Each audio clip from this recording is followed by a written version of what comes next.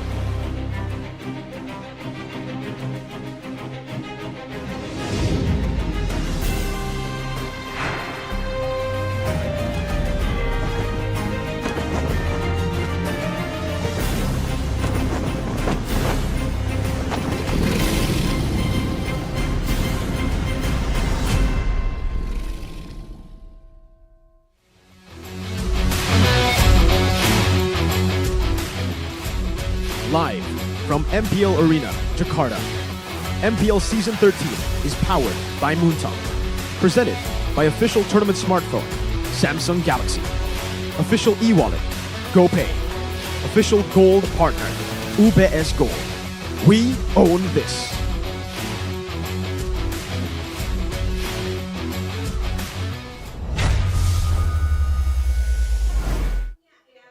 A new hope emerges in the final week of MPL Indonesia Season 13.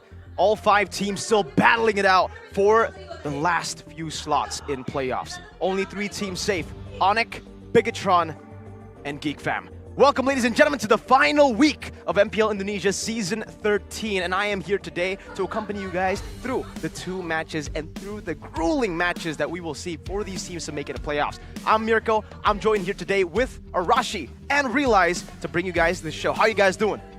Feeling great. Last week, it is insane because playoffs is closing in. Surely this is going to be the Kickstarter towards an epic finale, I'd say, because like you said, some teams, they still have the chances, but it is slimmingly low. It's incredibly low, Arashi. And even your team are supporting all the other teams that haven't made it to playoffs. But obviously, Season 13 wouldn't be as intense, as crazy as this without our lovely sponsors. MPL Indonesia Season 13 is powered by Moonton, presented by your official tournament smartphone, Samsung Galaxy. We have our official e-wallet, GoPay, official gold partner, UBS Gold. We have our partners in esports, Dunia Games, GamesMax, Oraimo, and Telkomsel. And don't forget our suppliers, Indomart, Point Coffee, Neo QLED Super Smart TV Plus, Saturdays, and our government partner, PBESI, for making all this possible and for making Season 13 as good, as intense, as crazy as it is right now. Because, man, we're going to start things off with a banger of a series. Geek Fam have already secured playoffs, but Aura, who still need a win. They need one more win to make it to playoffs. What do you think here? They kickstart things with being written off. Like Geek Fam, they were shaky at the start. Nobody thought that they would be the one securing playoffs before Aura Esports did. Meanwhile, Aura Esports, they were off to a rocky start at the first time, but then they were able to find their form, and then it feels like they reset it again to that losing ways that they really did not want to happen. And now they have to be able to secure this playoff spot because, you know, they have the father of the dragons, Yawi. You don't want to start your debut in Indonesia without making it to playoffs.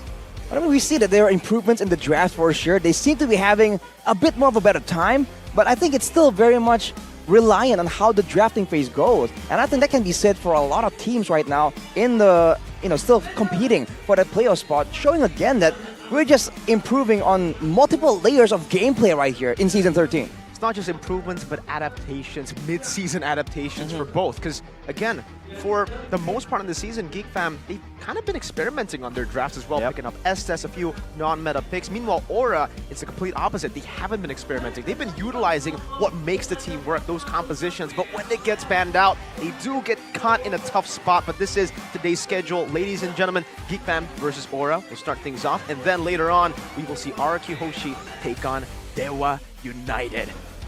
Dewa are already out of playoffs for the people back at home, but RQ Hoshi can still make it with a few conditions. They cannot lose a single match this week. If they do, I think they're out. Technically, there's still a possibility that they still make it by losing one, but then you're going to have to hope for a lot of different things to happen. We have those scenarios later for sure, but we can take a look at the standings here to give you guys the visual of how it looks like. Again, BTR, Onic, and Geek Fam safe, but everybody else, not so much. It is pretty intense to see how RQ, they're down there, of course. We'll get to that later on. The Kings' last stand later on. But the fact that they're united, they can do the funniest thing ever now, which is become a party pooper. But I don't think they want to do that. Maybe they really want to give it all in the last match later on. But for Geek Fam, maybe it's more of a bragging rights for them. Like, imagine if they're able to beat Aura today. They'll come out as one of the strongest teams maybe in the playoffs later on, and people or other teams that were not looking up to them now will be able to fear them. And surely beating Aura right here when they're still on a bit of an improvement kind of journey, of course, that can be like a big statement to all the fans, all the non-believers. But of course, at the same time, it's also a great, it's a good way of maintaining their momentum right here. Going into the playoff spot, they want to be the team that has made the adjustments, that has experimented and has found a winning formula to just continue with their success. With two Filipino roamers, technically for both. I mean, for Geek Fam, it's Beloyski. For Aura, it's Yawi. We'll see how these teams collide again, because for Beloyski, it does seem like at the start of the season, we were talking about how Geek Fam were kind of a one-meta wonder team. They really like those healers. They really like to take these long team fights. But for some reason, in the later halves, basically just last week, we saw a completely different Geek Fam. A Geek Fam that went back to their old tricks, which is the Ruby again. And even the Hellcurt, technically a glimpse of the M3 World Championships Beloyski with Natalia as he continues to juke and find those assassinations in the back. And that will definitely put a big question mark to Aura. Aura, they've been on the other side of this when we're talking about drafts. They've been one-dimensional while Geek Fam have been experimenting, and I think we need to talk a little bit about this because in Leg 1, Aura were able to beat Geek 2-0. What will happen in Leg number 2? Have Geek Fam improvised? Have Geek Fam changed their ways? Like Geek Fam, they kind of have the same kind of idea. They still want to go with that long fight, but now they're a bit more dynamic. They can go with healing, but they can go with more crowd control. They can go, like we saw with an Edith, they can add to the damage in a long drawn-out fight. But for now, playoff on the horizons, Aura blazing or burned out. 2 seasons at the bottom. Is it now finally the time for Aura to rise again? With 2 remaining matches right here, they have to try and guarantee a path to at least make it to playoffs and potentially rise even higher than people's expectations. This is the perfect time for the Phoenix to rise up from the ashes again. Sure, you could tell that they are these kind of like flaming hot dragons filled with fiery flames within them. But this is where it matters. This is where they have to prove themselves and also their adaptability, because Geek Fam now, they're changing up their draft. They're playing to their own strengths, finally recognizing what is working for them. This is where it has to matter for them. This is where they have to pull the win. And also, technically, the lineup is still questionable. You would expect, obviously, Yawi will be in the picture for Aura, but Pai's actually been playing with a team in a different tournament here for the qualifiers to IESF this year. For Geek Fam, still deploying Ray. This is the guy that can help flex that Hellcurt as first pick. But for Aura, it is still the same lineup with what Gani calls the father of dragons. An Orca in the midst of it all. A world champion in Yawi. Aura need 1 win. Geek Fam don't need wins, but they can certainly take that momentum to playoffs. Looking to fly even higher. Their wings were clipped, but now they are slowly taking flight. Playoffs is within their reach, and it is their destination. It is the Flaming Hot Dragons. It is Aura Esports. The fire of the dragons could lift them up to new heights, or it could burn them down to the ground. And this is where we'll get to see. Whatever option happens, they have all the firepower available. Can they channel it the right way to take down the Geeks? To try and brute force their way through all the mind games that the Geeks have in store for them. Meticulous in their drafts to a point where we don't even know what the Geeks have prepared for us. The Geeks were bullied. The Geeks were underestimated. But now, playoffs is under their belt. Seeking even more wins to brag their rights and solidify their performance. It is Geek Fam! Kingslayers for a reason. They were able to beat RRQ all the way from Season 11, keeping a stellar win record. Now it's time for possible revenge up against the Dragons who beat them in Leg 1. To fool your enemies, you must first fool your own teammates. We saw a bit of that shown by Geek Fam. Can they do the same thing against Aura? That will remain to be seen, but there's no questioning the impact, the momentum that Geek Fam have behind them right now. Aura will have to be a wall and stop this charge.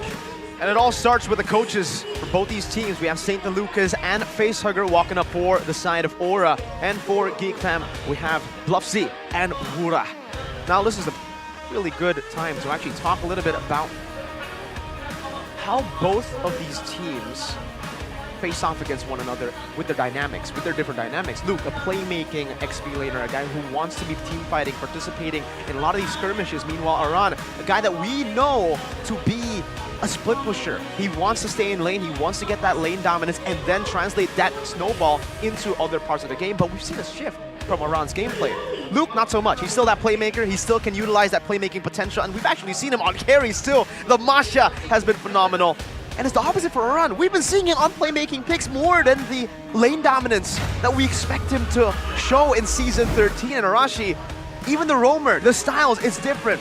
Yaoi wants to initiate, wants to enable. Baloyski with the Helker, he wants to carry the game. A lot more selfish than Yaoi, that certainly is the case.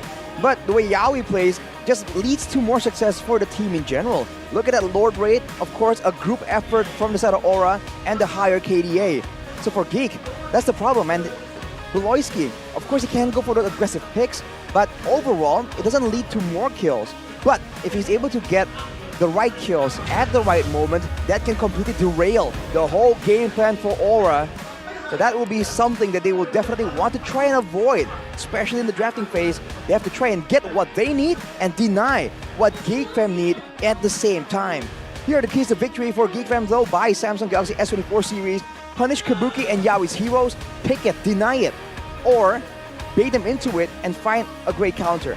Or, of course, bring out the Saber Roam.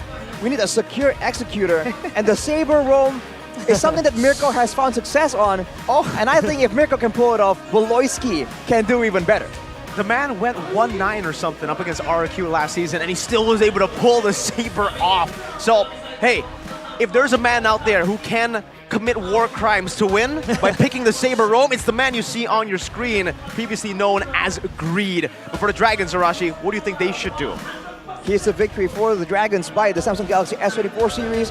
When on the right side, you gotta pick Yaoi's hero in the first phase, or, you know, have in mind already a prio pick if they wanna try and play that game, the counter. Leave some picks open, but then pick even better heroes as a result. And optimize the grouping heroes, because Geek, they rarely apply the split push strategy. They seem to always really fundamentally default back to a full-on team fight. They go for crowd control, they go for DPS, and they don't stray too far from it. So if Aura can decide right here if they want to try and pull Geek apart or guarantee a winning team fight composition, that is something that they are very able to do. But there's something that we can scrutinize over Aura is that who will they want to prio for? Will they want to prio for Yaoi or for Kabuki? Because Kabuki is someone you really want to have the cloth, the carries on his hands, but Yaoi also wants the playmaking heroes, the pick-off heroes that is needed for them. You know, for Geek Fam, I think they have more dynamic in terms of how they want to draft this. Number one, it is because, yeah, they have made it to playoffs. Why not try out the Saber Roam, like the KTV mentioned? But second of all, they can draft and experiment and even explore more potential, more picks that maybe would prove to be beneficial for them later on in the playoffs. So I think, you know, going out with a bang and just trying to play unique and niche heroes would not hurt for Geek Fam. And I know we've been saying a lot of dynamics here. I think we said it so many times, we realize Anarashi, but it's actually true for Geek Fam. They've shown incredible class in their last few matches, even letting go of a very signature pick in Skylar, letting go of the Claude and beating him on the Claude. speaking of Kabuki, who, again, that's the big question for Aura. Do they want to prioritize Yaoi? Do they want to prioritize Kabuki? It really depends. But even if they prioritize Kabuki, it seems like Geek Fam have the answer to that Claude. They can go up against that Claude. They might even have an answer for the carry. That's been the name of the game for Geek Fam. Maybe that's the reason they have been experimenting. They've been limit testing and looking for counters against these different signature picks from other teams instead of trying to ban it out. And if you do play that hyper carry in the carry or the claw, the Hellcurt might just be looking to take you out during the Dark Night Falls. But ladies and gentlemen, we'll start with game number 1 in the draft. We go. Geek Fam on the blue side, Aura straight off with the Hellcurt ban. No chance for you. But hey, Geek Fam with similar respect as well, taking away the Cho from Yaoi. This Hellcurt was solo carrying the game for Beloyski and for Geek Fam, and I think this is just out of respect from Aura Esports. This is not without a reason why they banned it out. Meanwhile, for Geek Fam, they also take out the Cho. This is something that has been prioed by Aura for a few weeks back in week 8 as well. They were trying to champion this hero towards Yaoi to play it, and now to take out the Luo Yi, so limiting Aura's choices because Yeskiel is also that playmaker. Wow. Could this possibly a Hellcurt or a Harith opened up in game number 1? You really want to give Mathilda open? So here, they ban Harith, let Mathilda open. They ban Mathilda, they let Harith open. Arashi, what's going on? They might even be thinking of just going and letting go both. Let Geek pick their poison, and Aura can go with the other. We haven't really seen Yaoi just do crazy things on the Mathilda. There doesn't seem to be a playstyle that really complements him as well as the Cho or the Grox. But hey, anything can happen in this week, but no, they ban away the Harith, so that means for Geek, Mathilda is very well open, and there isn't really a reason to not go for it unless they want that global pressure. Wow, letting go of the chip, but then opening up a crazy combo. Aura playing with what was in their name in the previous season, that fire. The Roger picked up. Will it be the Mathilda? No, it's a Faramis lock-in instantly with the Valentina still up for grabs. These teams are allergic towards Mathilda. Usually if this is like the bans, the drafts, you would usually expect a Mathilda Barats to come out in the first phase, and then you could play through that composition. But meanwhile, for both teams, Geek Fam opt to play Chip with the global presence, and for Aura they want the Roger and Faramis, and now the Barats and Claude pop up. So this Mathilda is still under contest for both teams. Does Yaoi want to play it? 0% win rate so far in Season 13. I don't think that will be the case. We'll have to see though. I mean, we said that usually Aura would want to prioritize a hero for Yaoi or for Kabuki. This Roger can be, okay, it's confirmed immediately. No real flex potential, and now a chance for Aura to ban away the Valentina. And just like that, they'll have a lot more pressure to work around with if they want to try and beat Geek Fam in an all-out collision in a 5v5 team fight. But is this a bait? Is Geek planning on letting Aura, go for some kind of ban because they're looking at something else? I don't know what they're looking at right now. For Geek Fam, technically the chip, you want to utilize that man advantage, that ganking potential with the shortcut, and a hero that can stop that from happening is a Yuzong. We've seen Yuzongs being used so many times up against Chip to retaliate and to even survive in lane when you do get ganked by the Chip. Expect Geek Fam to ban it out later, but Aura, they're actually going to be the ones to ban out the X-Borg for Geek Fam, having that Yuzong probably in mind, but they kinda have to ban that Valentina as well. We got some respect though. Cho banned in the first phase, Grok following very close. Now, both Cho and Grok have been banned out. Those are the two heroes that Yaoi has found most success on in this season. And we have a comment as well from Beloyski, the roamer of Geek Fam. Top 3 roamer of the MPL ID, Yaoi, Keyboy, and Key, via interview of MPL ID. It goes to show how much respect he has for what he thinks is #1 in the league in Rome. That's insane. For the longest time, Key and Keyboy are just all the way up there, but now a new face immediately joins the big 3, you can say. And now with the 2 more bans available, it seems like Aura is just doubling down on being able to win out of collision. But the thing is, against a Chip, they would want to have some kind of way to really take away this advantage, because otherwise, Geek Fam, we've seen what they can do when they can take the game longer into the late game and just dance around the line of dawn, avoid fights when they can't win, and then go for the engages when they think they do have the advantage. And full respect, Arashi, realize towards Lapu Lapu and Xborg. So they're trying to shut Luke down here with all his playmaking picks, maybe picking up the Yutong and then forcing him to play a hero he's not comfortable with. Maybe the Barats gets flexed into the XP, they have to pick another jungler, but they've let the Valentina go. With the Faramis pick, you would expect that, but I guess they're saying, no, boy, we think you're more of a threat on the Novaria, go pick up the Valentina. Both teams are just target banning the players, cutting down their heroes. But I think, I don't know, I'd argue a hero that is also still viable for an option is the Carmilla. As a counter towards the chip, if they really want to play it, but I've never really seen Aura play the Carmilla, if I'm mistaken, so far in Season 13 of MPL ID. So a lot of things up for grabs here, but for Aura, they are trying to target ban Luke and maybe play through that weak side of Geek Fan. And what might that be? Will they go for the Yuzong to get a little bit of both, you know, lane pressure and team fighting, or do they want to just bank on that big Paquito, go for the brawlers, get some more damage in the XP? It is an option, and it's a playstyle that Aran is very familiar with. Either it's an aggressive Paquito or a bit more of a macro-heavy split push Paquito. That can be the solution to go up against the chip, but oh, it's gonna be an Arlet. More team fight. They're going all in on this. All their chips down. And now for Geek Fam, the big question, what does Luke play? Usually when he's matched up against the Arlet, you would go for Yuzong instantly, but the thing is, this Arlet is still flex. That's the beauty of this Arlet in the first phase, or in the first pick on the red side in the second phase of the draft. Geek Fam have to react, and Aura will be able to react even later with that last pick to flex the Arlet or to utilize it wherever they want. Now Geek Fam, it's a tough choice to make. Do they want more team fighting presence with the Yuzong and maybe some range with the Novaria, or do they want to just go brawl it out, get the Netherrealm? There you go, Novaria. No, wait, I thought it was Novaria. It's Heave. And the Ruby. And we still don't know technically where. No, okay, Ruby XP, Chip Roam, Barats in the jungle. That's where it's going to go. Is this a boy's first time on the Eve this season? This season, I believe so. The Yeve hasn't been in the meta for the longest time. But against a comp like this, and with Geek Fam's playstyle that likes to go with the distance management, the slows, the long-range spells. It's not a Novaria, but technically it's even worse, right? More slows, more spammable skills, and of course the real-world manipulation if Aura aren't careful. With the Ruby, they can punish the grouping up of Aura as well. So they seem to be really confident going up against a Netherrealm right here. I expect a lot of action in the mid lane to try and shut down this Faramis early on. Last pick, it's a Florin!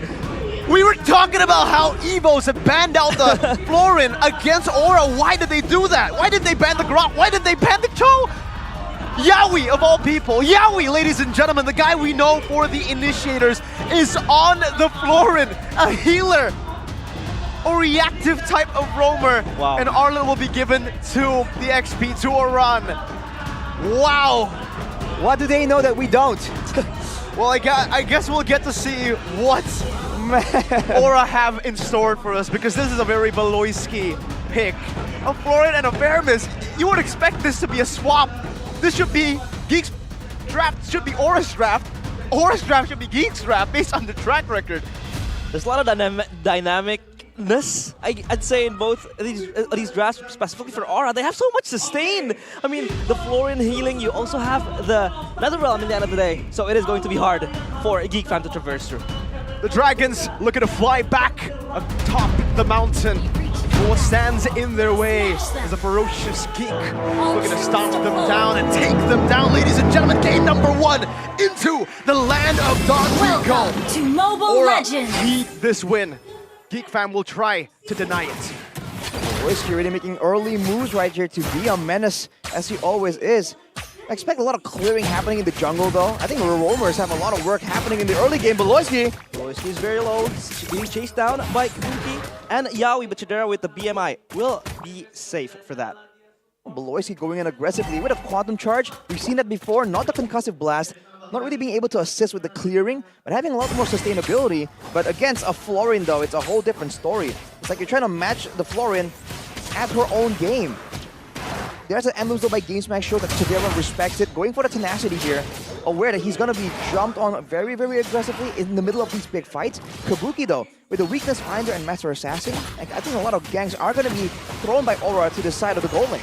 Beloyski caught in no man's land. He is going to be next to the chopping block, I guess, but the backup is here from Luke. Oh! Goes forward is there for him. Yeah, skill is very low, but they flee away from the crime scene, Geek fam. They commit the first blood. Making quick work of the Dragons. Aran! Aran is back, Baloyski is very low. He's still gonna survive with the healing. Ray is gonna be able to lock him down in place. The second one comes through, and Geek fam, flying start for the Geeks. Early pressure for the meticulous Geek fam, who've utilized their leads, knowing that they have the advantage around the bottom side. They play towards their strengths. And for the others, they're playing it safe. Arashi, turtle number 1, comes in. Do Geek fam take it for free? I think they have the momentum to go for it immediately, and look at the clearing for every single lane. Geek fam do definitely have an advantage, and always a lot more active making the first move. The tunnel's welcome, will walk it down. CC immune as well as their real world manipulation is there for a boy. He's gonna get the kill towards Gugun. Turtle is next on the menu for Geek fam. As the players of Aura, they are fleeing away. It is very hard for them to even lay claim on this turtle. It is solely in the hands of Geek fam through Ray with the retribution. We've always said at Aura, they have great neutral objective contests, but only when they have the right setup. Geek fam have them beat completely when it comes to setting up, and now again, Baloyski. Gugun, you're in the wrong neighborhood. Yaoi is gonna be able to flicker away, but the blazing duet is there. Gugun with the taunt will be able to lock them down in place. Ray gets Yaoi. Kabuki jumps forward with the Lycan Pound. Not gonna be able to get anyone in that process though. Luke is taunted forward. He wants to run away. Baloyski still there, shadowing his teammates, but the kill from Ray is gonna connect. Kabuki jumps forward. He is going to be taken down with the Daytona's welcome. Aran is late to rescue his teammate. Yaoi, the prolonged brawl will help forward towards Aran. The shutdown is there for Ray, but Luke is next, trying to eat up the Red Dragons, and Yaoi not able to save his teammates. Geek fam, 8 kills in 3 minutes. The Dragons fly right into the traps laid down by the Geeks. In their own jungle, the Geeks have set up a trap, and now it's an 8-1, 3,300 goal lead for what looks to be a composition that wants to play in the mid-game. Aura, they're making too many fights happen. No sustain, no problem for Geek fam. They know they have the better crowd control, the more spammable AoE damage coming in from the Jeeve, coming in from the Ruby. Knowing that Aura, of course, has a strong mid-game, it doesn't mean they have strong early game. They do lack a bit of AoE damage, and when the fights happen like this, everyone forced to be close to each other, you can see Aura just funneling again and again into the death trap of Geek fam. And now we finally have a little bit more of that downtime that we did in the last 4 minutes. Full action from both these teams, but I guess for Aura, they finally made the adjustment. They had their winning lanes for the Roger against the Claude as well, but they weren't able to utilize it. Now another shortcut. Baloyski with the shortcut is gonna hitchhike Ray towards the crime scene. Gugun, he is dead again in the hands of Baloyski. Now they are pouncing forward. The Tunnel's welcome towards the players of Aura. Yaoi lock in place. Silence as well for Yehezkiel. Popped up the Netherrealm, but it's not gonna save him. It is going to save him. Kabuki gets Luke. A 1-for-1 trade. Aran hiding in the bush. He is not going to insinuate even more chaos in that turtle area. The chaos has been utilized by Geek to perfection in the enemy jungle, taking everything they can and staying disciplined while they're at it. They're forcing Aura to make the move. If Aura continues to react, they're going to be in trouble. Jump forward. Aran dumping towards the backline, and it is going to force Jiraiya to flee. Baloyski still again in the midst of it all. Will be able to push them back. It is now Geek fam looking for to abort, but Gugun, he gets the turtle again. Mr. Neutral Objective is now up and running as they get their first ever neutral in this game. Oh, the young dragon was 2 levels down up against the Retribution. But still, he made it work and he got the purple! Meanwhile, we've got another brawl. Aran misses the final slash. The real-world manipulation will not be able to get anything. Kabuki now joins the fight. A boy, he is very low, but it is not enough to become a face of Kabuki! He is gonna like it bounce towards the backline. A boy is dead. He is deleted. And this might be the turning point for Aura Esports. Baloyski, again, looking to just disrupt. But Aura, they calm the flames down. What a brave move from Kabuki. Right, looking at the items so far right here in this chaotic game, Necklace of Durance rushed by a boy. So despite the fact that there is reduction, there's healing reduction. Remember, Yaoi can still deny it, but look at his play. Aran under his own turret. He will flicker away. Again, a 3-man gang, too much pressure towards the XP laner of Aura. But they back off, knowing that backup might come. 13 kills in 6 minutes so far. We have 2 kills per minute this game in this super chaotic Aura versus Geek Fam matchup. It's the road to playoffs, and audience prediction here is as close as ever, 51% to 49%. Let's talk a little bit about those items, Arashi, but also, how the heck did Gogoon win out in the red tree battle in the Turtle? It really seems like it really shouldn't be the case at all, but you know, we've always talked about Gogoon's retribution, and right there, despite not having the setup, not having Yaoi making the plays, making the stuns happen to guarantee the steal, he was able still to do so. But Geek, they want to try and go for a siege or a dive here. Jump again, the siege under the turret. They get Gogoon in place. The Thonas welcome will be there trying to take down the jungler. But the good engage coming in from Aura. They're trying to prolong this fight. The blazing duet from Chadera will catch a run in that process. Ray is there, but now it's Kabuki's time to roar. He gets Luke. He will try to run away. Like and bounce. It's not going to be enough as a Geek Fam corral around Kabuki. A 3-for-1 trade so far. Not worth it for Aura Esports. Not at all. 3-4-1, and it's only Luke, the technically utility playmaker for the team, that he wants to enable the carries to do damage.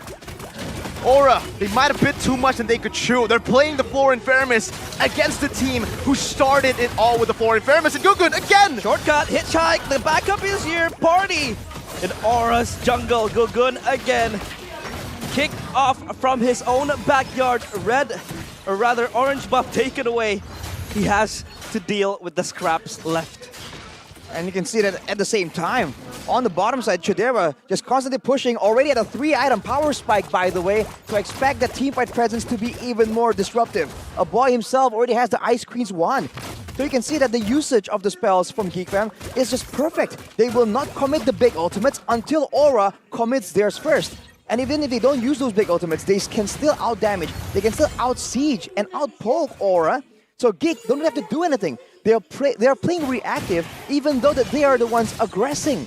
And they're forcing Aura to respond, and they're focusing everything they have right now in ensuring that Gogoon does not get to play the game. 0-4, level 9 against level 12. We said this earlier, the drafts look like they are opposite drafts. It looks like it's a Geek draft for Aura, and it looks like it's an Aura draft for Geek. And the way that they've been playing as well looks that way too, Beloy. Stampede to the final slash, and they will not be able to kill Beloyski. Beloyski ramps forward, again pushing Aura in their own base. They have to go even further back. And so far, with Beloyski just making the plays, disrupting the players of Aura, it is proven to be pesky to be dealt with.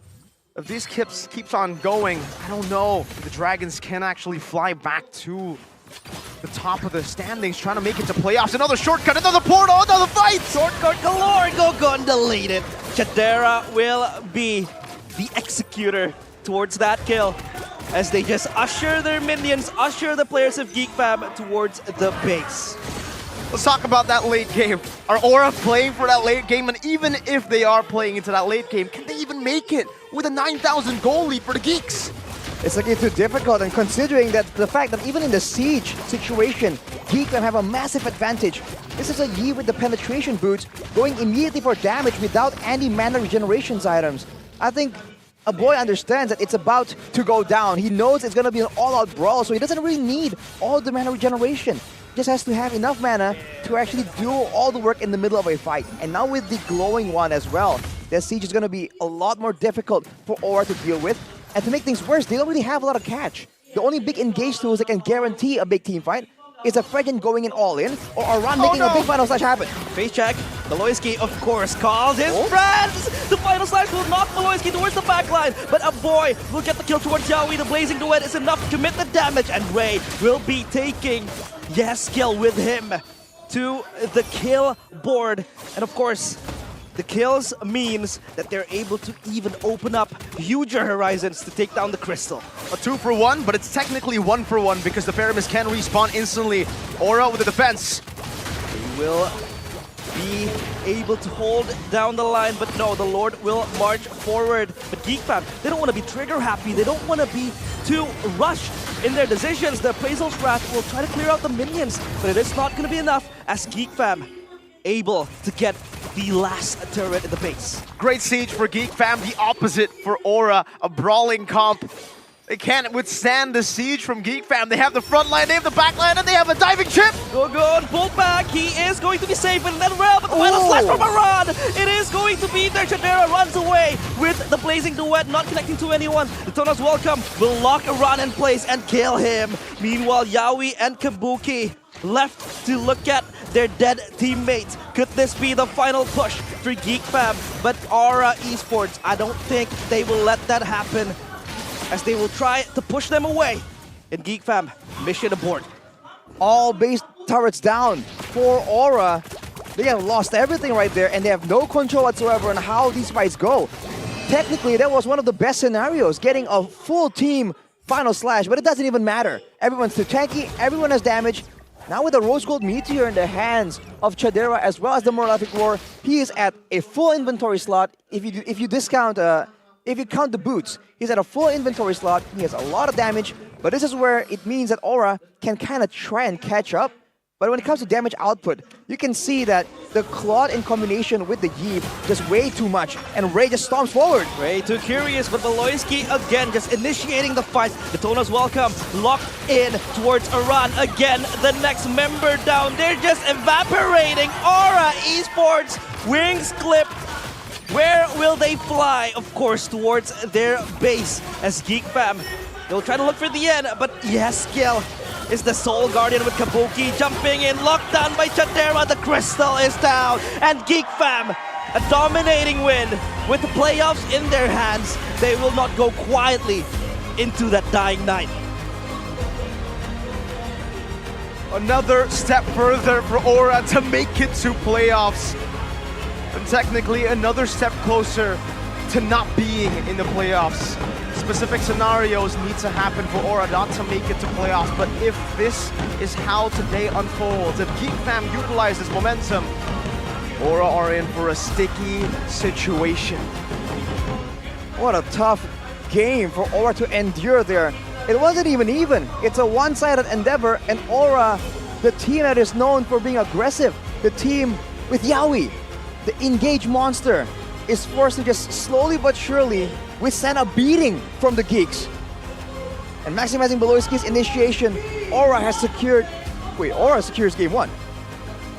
That's a typo. That's a typo. That's a bit of a typo. Geek Fam secures game 1. Geek Fam secures game 1.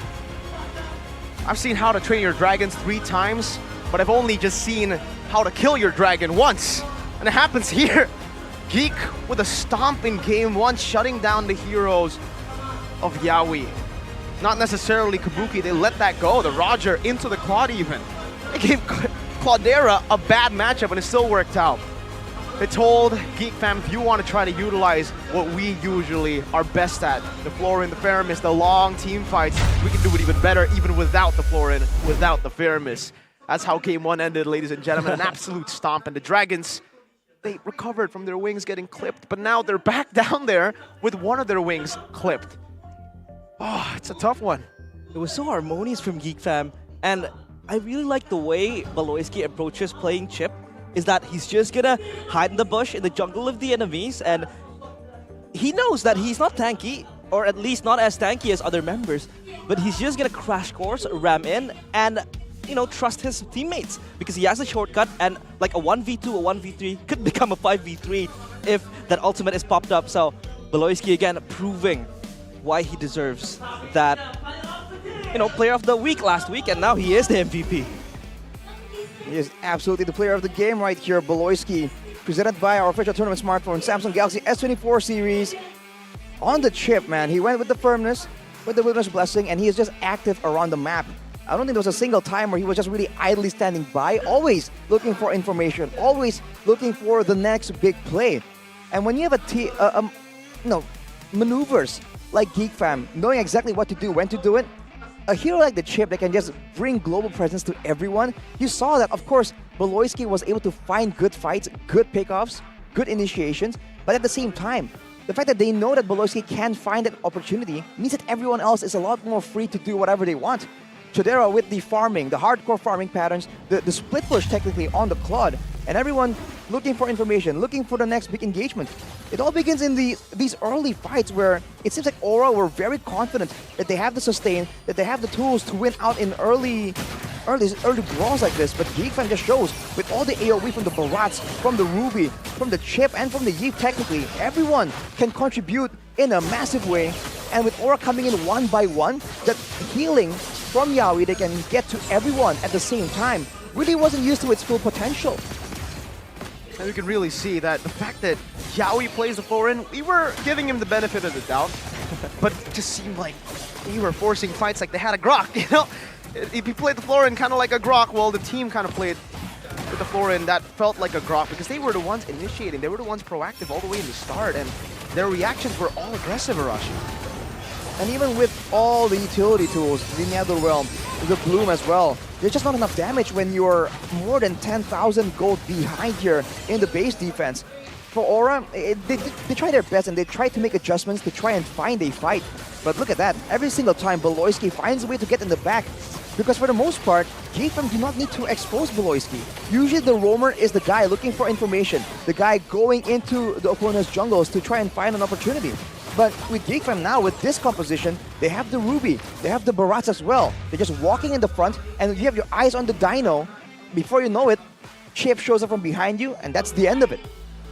So much to talk about here in this game based on the way that they actually tackled this whole composition, but also the draft, right, Arashi? For Aura, we expected a first phase pick for the Dragon himself, for Yaoi, but it didn't happen. They go for the Roger. Instead, the Faramis first pick. Now, let's talk about that Faramis first pick. Was it that prio? Was it that important to get the Faramis over maybe even just a Barats? A Mathilda even? That was still up for grabs? I think for me, part of the question as well is the fact that they do have a Roger, right? So they want to go for this team fight composition with a lot of utility, a lot of extra HP bars, a lot of healings. But at the same time, even let's say if Kabuki does get ahead, yes, he can survive longer, he can dive with his team, but he doesn't have the same kind of damage output that a Natan or a Claude can output, right? And that's usually what is paired with all these sustainable heroes. And so, even before, at the early game, despite having all these stronger quote-unquote lanes, they weren't able to get to the turtle first. So in the first fight, where all these ultimates should have resulted in a big victory for Aura, Geek Fam got the setup advantage. They were able to get the neutral objective without resorting into a fight. And afterwards, with that global pressure, with the AoE, they were able to just slowly but surely just force the pressure onto Aura. And that it just became what caused that massive gold disparity. And of course, you can have the right composition, but without the right kind of gold, how are you supposed to really match up to a team like Geek Fam that's just so good at going for these team fights? I'm also trying to get the gist of Aura's draft. Maybe they really want to put their bets on the Faramis Florin to give them that longevity and the sustainability to just brawl out. This is why you saw them just fighting constantly when Geek Fam is just steamrolling over them. And the way Geek Fam just counter-approached this was just so good. They were picking fights that they thought that they would win, and the fact that they have the chip in their pockets just made it even better. Because what is healing if you have 5 players pouncing and pounding on you? So of course, Aura, they just got outfighted in that department. And the rich guy, Chidera. Chidera was the rich guy in a bad matchup for the Claude. You know, it was a Claude against the Roger. That's not really the best of times for Claudera, but he made it work. And also, really, who's gonna kill the Barats, right? Because when you pick up the Faramis with the Roger, that's your main damage dealer usually, the mid lane and the gold lane. Unless you have an assassin in the jungle, but that obviously didn't happen for Gugun. It goes for the Fredrin. How are they gonna get rid of the Barats? I thought they would actually pick up the export. They would leave it open. They have first pick in the second phase, but they ban it out. So that led me to think, all right, we're going to see Aran on a possible Paquito, on a Benedetta, even a Yuzong for extra damage, but even that didn't happen. They go in for an Arlet, and even then it's a full tank Arlet, Arashi, that was meant to just put down utility. Was damage output a big problem? Because it was Roger and Faramis. Faramis not known for the consistent damage dealing, and even Roger not known to shred the Barats. Exactly, I think they really were banking on getting ahead in the early game and then going for these big pickoffs, because I don't think anyone in the right mind would really try and strategize to go for a 5v5 teamfight against Geek. And again, damage output when it comes to overtime, but also damage output when it comes to AoE, right? Again, Arlet, Roger, these are all single target damage tools, and the Faramis, one of the, not a lot of combat abilities as opposed to the Yeve. right? So when it comes to the output and damage, it wasn't even close, man. It really wasn't. And to take you to the interview, we have Bude Clara Mongstar back there on stage with Geek Fam.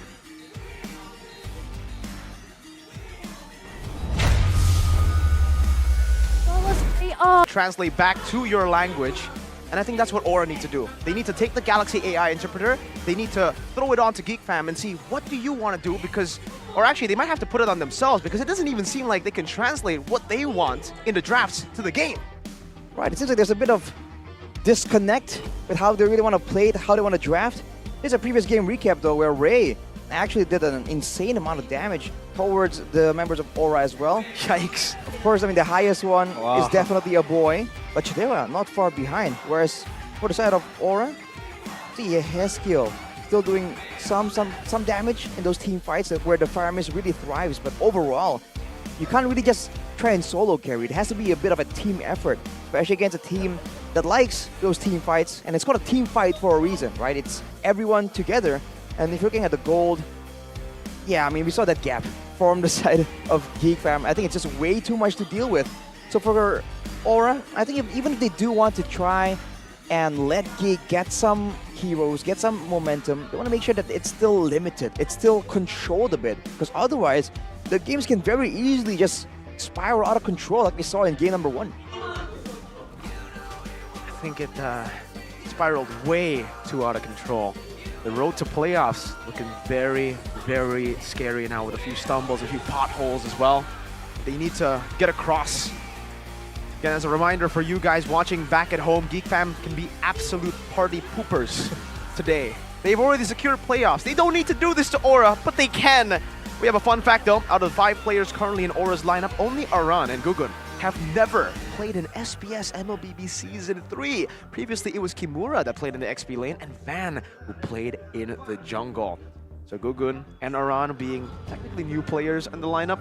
Aran joined in Season 12 as well, but later on in the season, I think during the half point of the regular season. And for Gugun, the young dragon has only joined this season after his crazy run in the MDL with Bosque. If I'm not mistaken, Aran's debut was a debut to remember because he Yeah. played against Onyx and BTR. and Bigatron, and 2 top teams at the time. and you know they won against Onyx. They Maybe they can stomped. pull something else.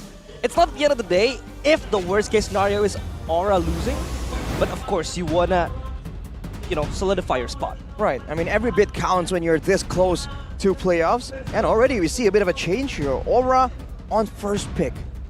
We've said that there's a lot of heroes that Aura want to secure, and usually that's why maybe the second pick can benefit them.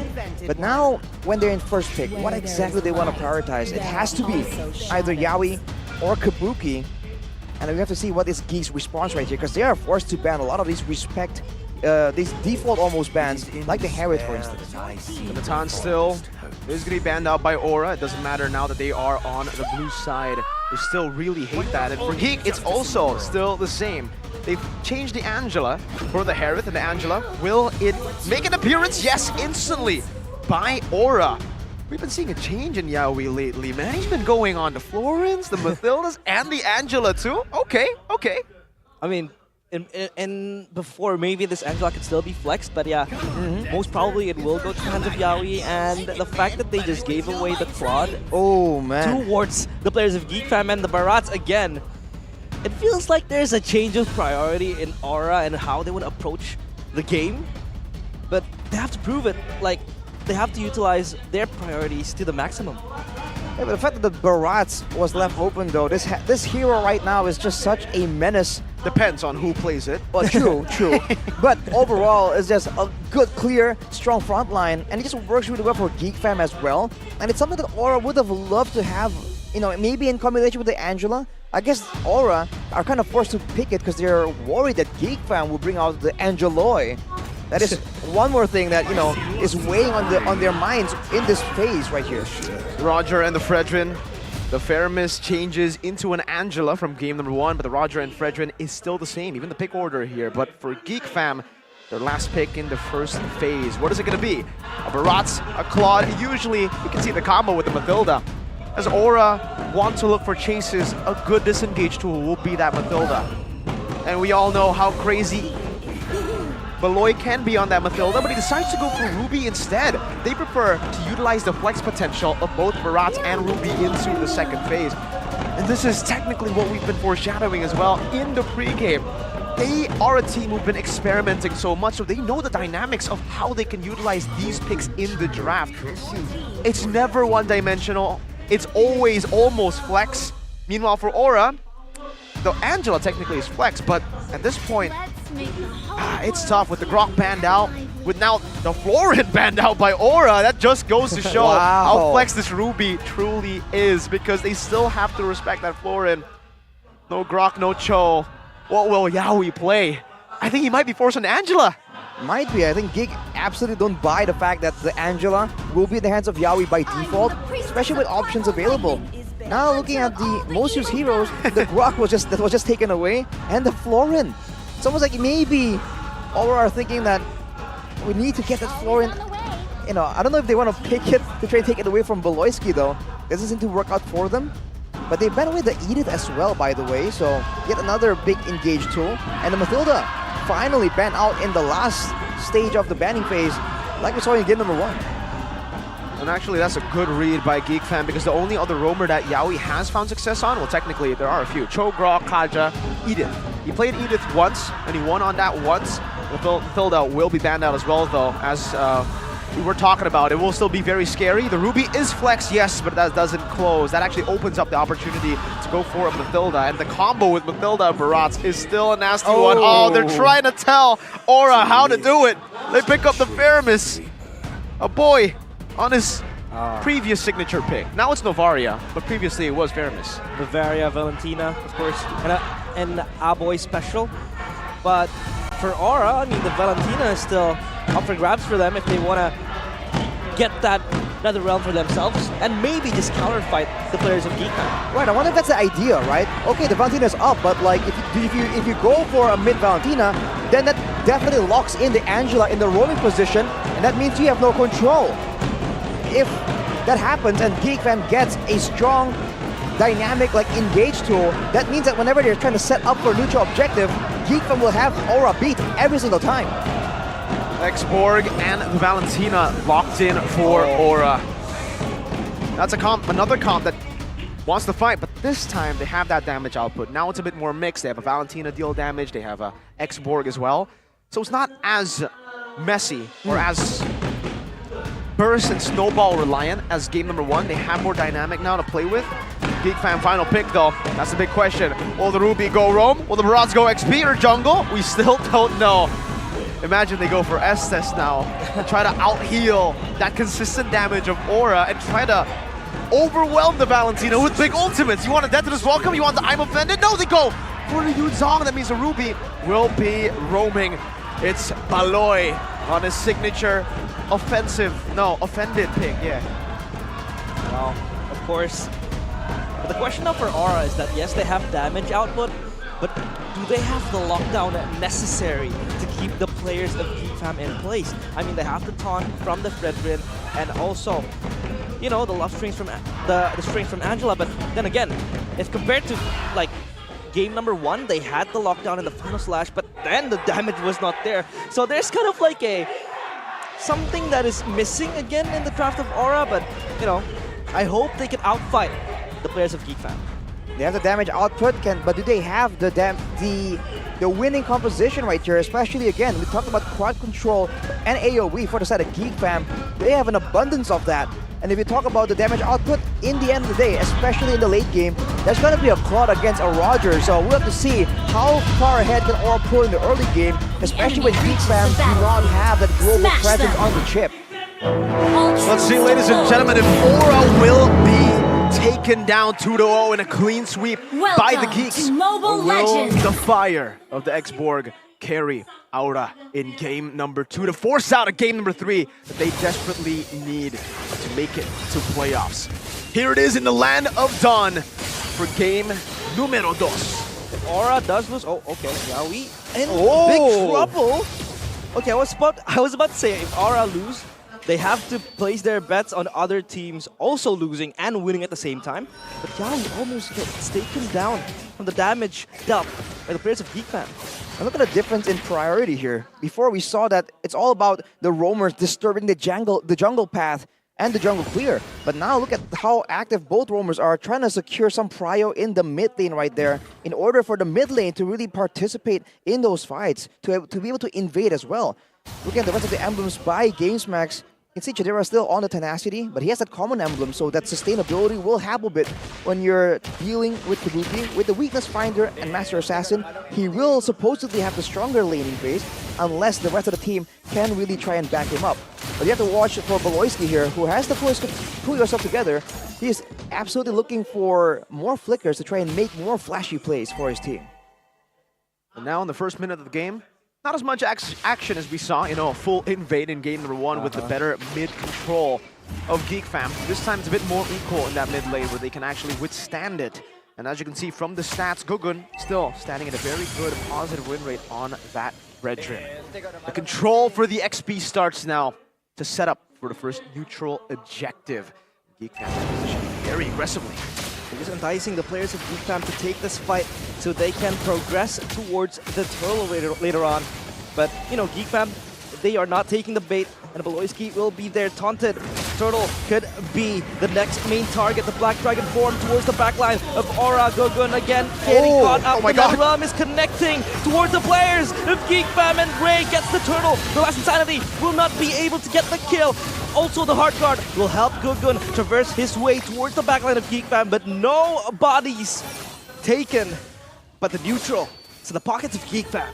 Just Turtle taken by Geek Fam, still a big win for them. They need this snowball building. Arashi, what do you think? I think that this export, the longer the game goes, will be a massive problem. They want to all be that clumped up. We saw exactly in that fight how clumped up the fights can really be. You can barely see past the players' HP bars. And Aran got a big last Insanity. And the longer the game goes, the more damage can be output by this export when your team is focused on the other damage dealers. So I think for Geek, during the mid game, they will have to try and really find other ways to really get ahead right here instead of just relying on the Netherrealm. Because again, it has been matched. I think it has to be in the playmaking potential to try and find something before the turtle, because that is where Yaoi can't really be as active, and technically that takes him out of the equation. Whereas in the turtle fight, that's where the Hard Guard, as you can see earlier, was a massive problem in them trying to shut down and zone away Gugun from the neutral objective. And now they continue their path, that snowballing path of theirs, towards the top side of the jungle. Gugun, wow, invaded. A bit of a deja vu moment in game number 1 where Gugun was able to get completely neutralized a few levels below of Ray. And Beloyski is still standing at that 100% win rate on that Ruby too. They're on their comfort picks, but hey, fun fact, a boy has actually found not a lot of success on this Veramis pick that used to be a signature, standing at 3 and 5 right now on this record. Not characteristic for a boy. Used to be one of his strongest heroes. He's well known for the playmaking heroes. Navaria, Valentina, and the Faramis. Really helps him boost the utility of his teammates as well. But now, the turtle is going to be the subject of taking Loiski. He fails it, but the taunt now from Gugun. The Black Dragon form is there. Yaoi channels his Heart Guard to protect the players of Aura Esports. Again, a change in Netherrealm will be there. The taunt again towards Luke. Luke will be able to run away from that altercation, but a boy steps forward with the Shadow Stampede. Will not be able to take any of the members of Aura. Again, a stalemate in this turtle dance for both teams. The battle of sustain, it's still happening, Beloy! A pull towards Gugun. Gugun will be the reason he won't. The appraisal's wrath is there, and the damage follow-up comes through. Kabuki looking to get his fangs on the backs of Geek Fam and Aura Esports. They chase down a boy next on the chopping block. Gugun will be able to get the turtle. No, he won't. It's Kabuki getting the kill. And next they will corral towards the turtle. A 4-0 start for Aura Esports. Gugun might not have been able to secure the first neutral objective with his retry, but he does so here with a massive Appraiser's Wrath to turn the tides of what looked to be a complete Geek teamfight victory. And now they get the free neutral objective raised behind, and Gugun wants to go for more. Wait, is this too greedy? He could be overcommitting this, but the Heart Guard will save him. Re-engaging towards Luke. The Appraiser's Wrath is there. Last Insanity. The damage comes through, but the Netherlands will save him. The Blazing Duet from Chadera towards the backline. No, it forces them back. Luke on a sliver of HP. And they disengage as Aura Esports again winning that Battle of Sustain. Battle of sustain and battle of damage output as well. And Gugun is not done.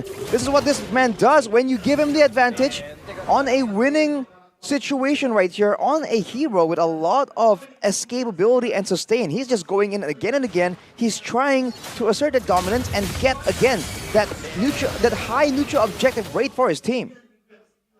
Game Fact, presented by our new application GoPay. Up until week 9, Gugun remains the player who has secured the most turtles and lords in MPL Indonesia Season 13 with 62 turtles and 46 lords. This guy is an objective maniac.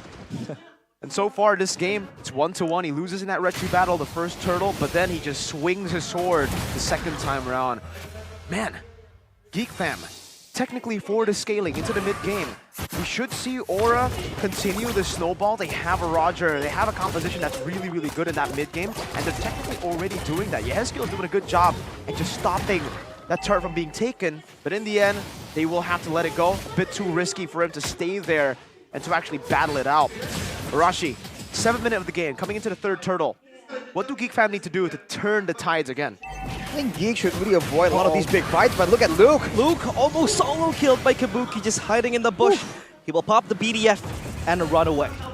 Yeah, for Geek, I think they have to just go for these trades like we just saw earlier. Baloyski Like right now, with a pull and the kill. Chadera gets Yehezkiel with the help of the Blazing Duet, but their Appraiser's Wrath is there from Gugun. Again, popping up NetherRealm from a boy. They will sustain the damage, but Kabuki with the mega kill. He is hungry. There's just Predator in the building, and Aura again bouncing forward with Kabuki.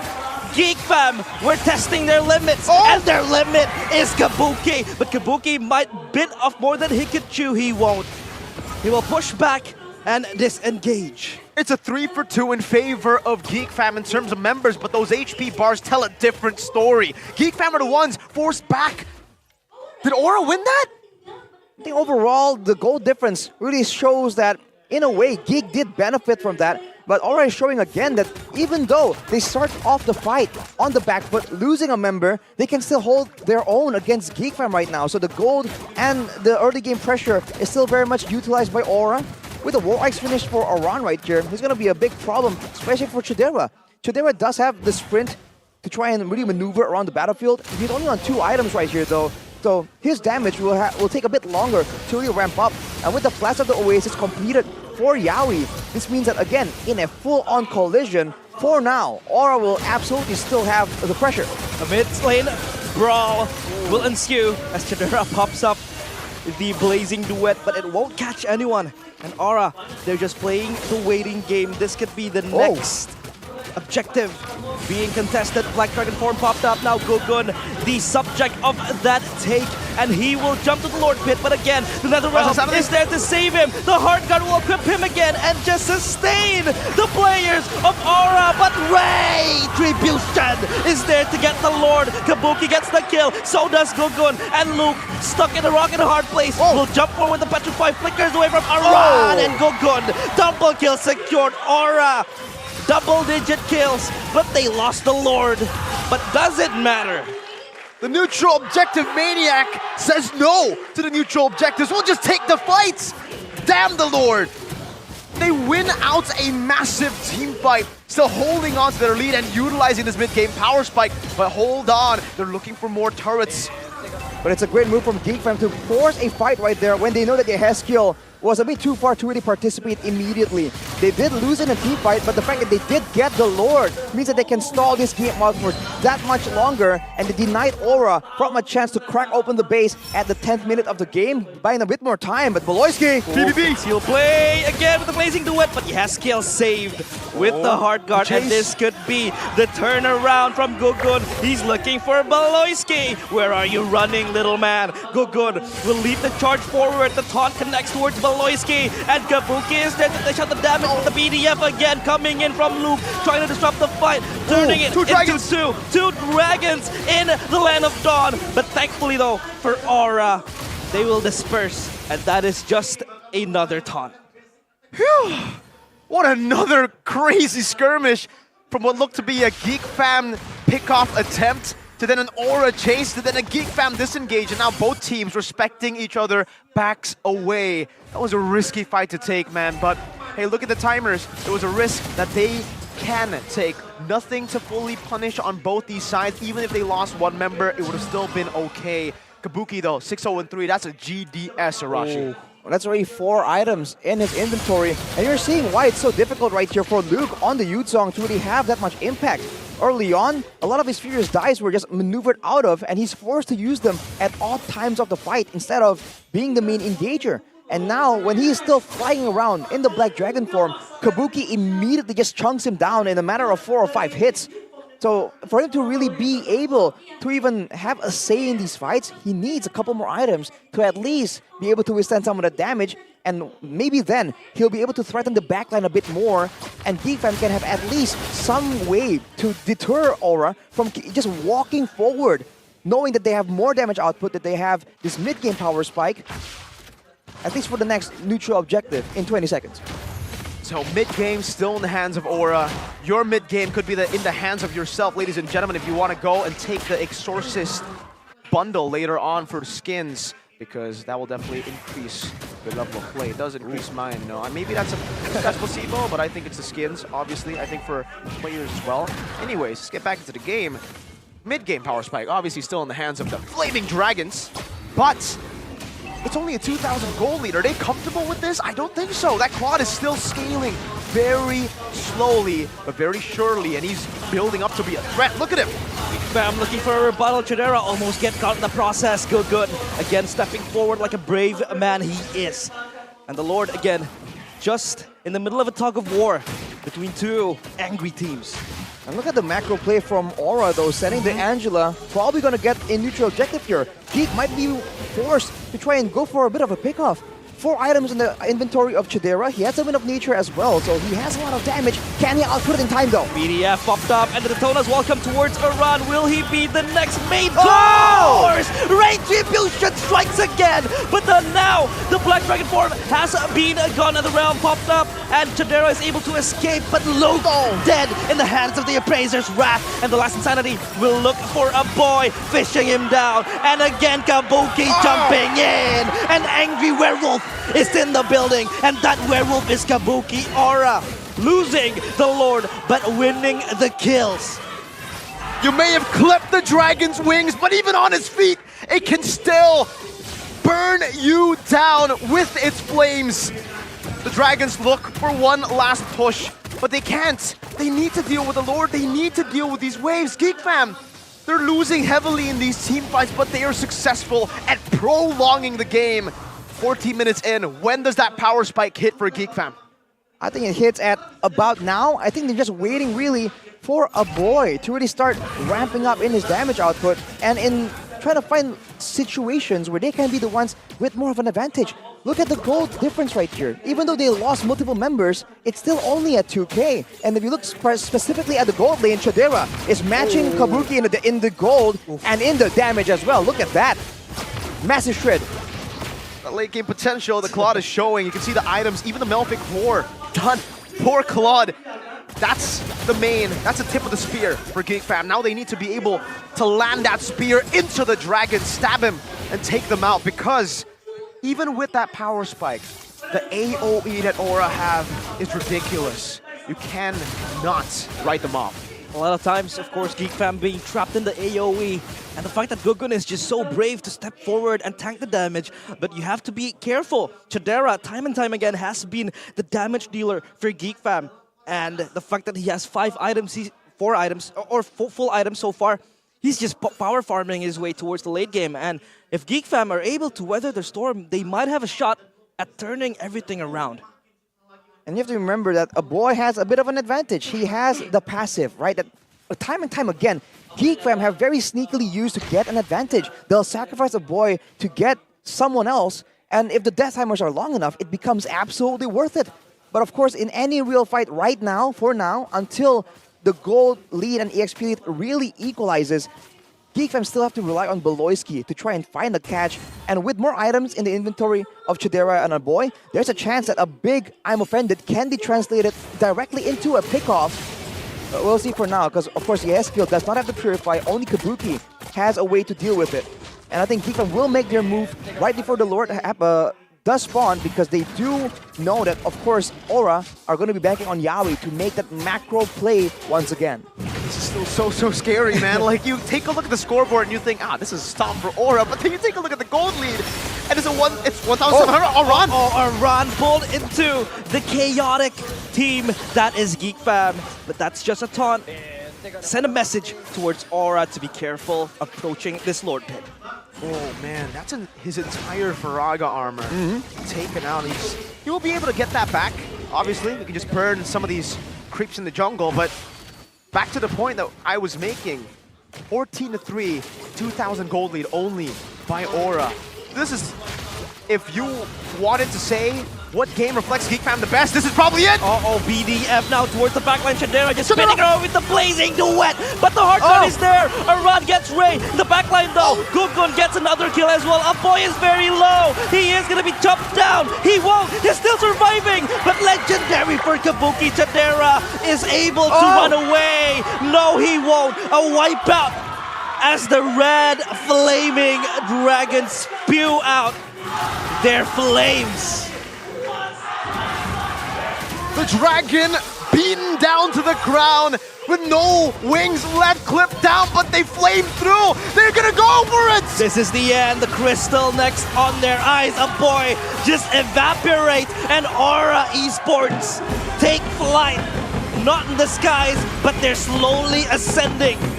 Game 3 next in the cards. The tip of the spear, Chidera, got melted down by the flames of the dragons. Kabuki was a bait. He was a bait. Aran dealt more damage towards the end in the fight. And with Chidera focusing down on Kabuki with the help of the hard guard, the flames melted through everyone from Geek Fam. And we have a 1-to-1 stat line on the board. Aura, their road to playoffs looking a bit better. One last shot to try to secure it right here, right now. It was looking bleak for Aura after game number 1, but you have to remember, a wounded beast is the most dangerous one, and the dragons are no different. Don't count them out until you have sealed the deal, or you'll pay the price, because Kabuki's dominance forces Geek into game number 3. And now Geek Fam are the ones. They have to come up with a solution right here. That was a great performance, and they've beaten Geek at their own game. Prolonged team fights? What's a prolonged team fight to the fire of the dragons? So fire, so hot that I need to wear these Saturday sunglasses to even see what was going on, or my eyes would actually just not be able to hold it. This really suits you, by the way. I'm just saying. They look like men in black, like the guys who are just special agents. Maybe that might be the case, you know? Maybe we're you all are a part. special agent. Maybe we are men in blue. Blue. And navy blue. Navy blue. But for Aura and Geek, they're men in a tough spot. Well, technically for Geek, not really. They've already secured playoffs. In cinema soon, man in a tough spot. Men in tough spots. MITS. And this man, in a tough spot, in a pressured spot, he was A-okay. He played like it was any other game. There was no real pressure at all. 909 still as aggressive as ever, even though the Weakness Finder and the Roger and the Master Assassin didn't work in game number 1. Rashi, it worked this time. It worked really good for him. What changed? The lack of a global pressure and the fact that Kabuki is actually allowed to have a laning phase. In game number 1, it was so chaotic and Kabuki was roped into a lot of these fights. He wasn't really laning the same way. But now he was actually laning, and in these fights, he's able to get an advantage. He has the farm, he's able to snowball, and he can actually bring this bring the damage of the Roger to bear against Geek fam. And without that global presence, you saw that Geek were trying all these macro strategies, the concealed plays, the pickoffs, the rotations. But in the end of the day, Aura knows that the fight is coming. They are prepared. They have the Angela. So they are the ones with the global playmaking. And at every single fight, Aura did a great job just identifying what is the idea here for Geek fam. Do they want to go for the jungler? Do they want to go for the Roger, the gold laner? Or do they want to go for the mid lane? Here, let's look at the player of the game highlights by our official gold partner, Ugas Gold. And these early fights look really, really close, but Aura showing again how they are so comfortable in the chaos. We question their team fighting ability without Yaoi on a playmaker, on someone with massive crowd control. But in this game in particular, I think you're really seeing it again, that it's not only about the big stuns, the big moments that you can use, it's also in the selection. Who gets the hard guard? When do you use the hard guard? I think Yaoi showed again that it's not only about that. Look at this Kabuki Yaoi combo. 1v4 technically. Daryl wasn't in there, 1v3. Then in this fight, in these team fights, Prey, he's improved so much in that red tree battle, but also it almost seemed like Aura they didn't care about the neutral objective. They were looking just for members, for bodies. And that's part of their win condition. And you can see that they know if the Lord up, they can easily clear it out with their damage output. And again and again, Ray seems to be focusing more on the Lord, and that's why in these fights you can see that they were trying to use this Yuchong presence along with Chadera. By the way, it's a two-man endeavor. But Kabuki with the Great Dragon Spear, with the hard guard, was just a bit too mobile, man. And that's the real value of the Great Dragon Spear, right? You can run so fast, you can escape. Saw this in NACT in the grand finals. Basic just running away from, 5 members? And Chidera couldn't catch him, couldn't catch the GDS Roger for Kabuki. He just ran it down, ran across and baited him completely. Oh my god, that GDS had so much value. And again, if we take a look at the score, Arashi realized you would think it's a stomp, 20-3, 20-3. Oh my lord, but then you take a look at the gold lead, the entire game, it was barely above 2,000 for the most part. Geek were able to hold it down for so long, but what went wrong for them? Why couldn't they hold on to a point? And even when you say, the power spike already hit, was it a missed execution where they just get baited, they get isolated? What was it? I think it comes down again to damage output, because Luke on the Yuzong eventually, all the way from the mid game, was just denied from having any real impact. He wasn't able to land massive furious dives, and he wasn't really able to be that threat for Yehezkiel or Kabuki in the backline due to the Netherrealm, due to the hard guards. So his impact in the game as a Yuzong that can really zone everyone to the Black Dragon form is denied. And on the other hand, you have a run on the X-Borg. We talked about that X-Borg possibility in game number 1, and you're seeing it now. Even though, in theory, the Faramis and the Claude can output damage, but against a Valentina instead of a Yves, and an X-Borg, that's AoE damage that's spammable, that's on a very short cooldown, and especially for a run on the X-Borg, the longer the fight goes, that damage turns to true damage. So when it comes down to it, Geek just can't really win a proper all-out front to back, and they have to rely on the maneuvers, right? The crowd control and the maneuverability of Chadera on the Claude. But we saw that earlier, even though Chidera was trying to really catch up and secure those kills, he was just outmaneuvered and outran technically because of the Great Dragon Spear. Did they get outran or did they get air-ran? It's one ran. Aran. That's what I'm trying. Yeah, for the people back at home, Aran's name rhymes with ran, so that's the joke. Aran, nice one. Aran. Aran so far away. That's a song. He ran. That is a song. A really good song, but I guess Kabuki doesn't really like songs. He's telling us to shut up with his performance. Rich guy GPM and the damage dealt taken away from him. Not even giving Geek fam with all these tanky members a chance to go for the sandbag.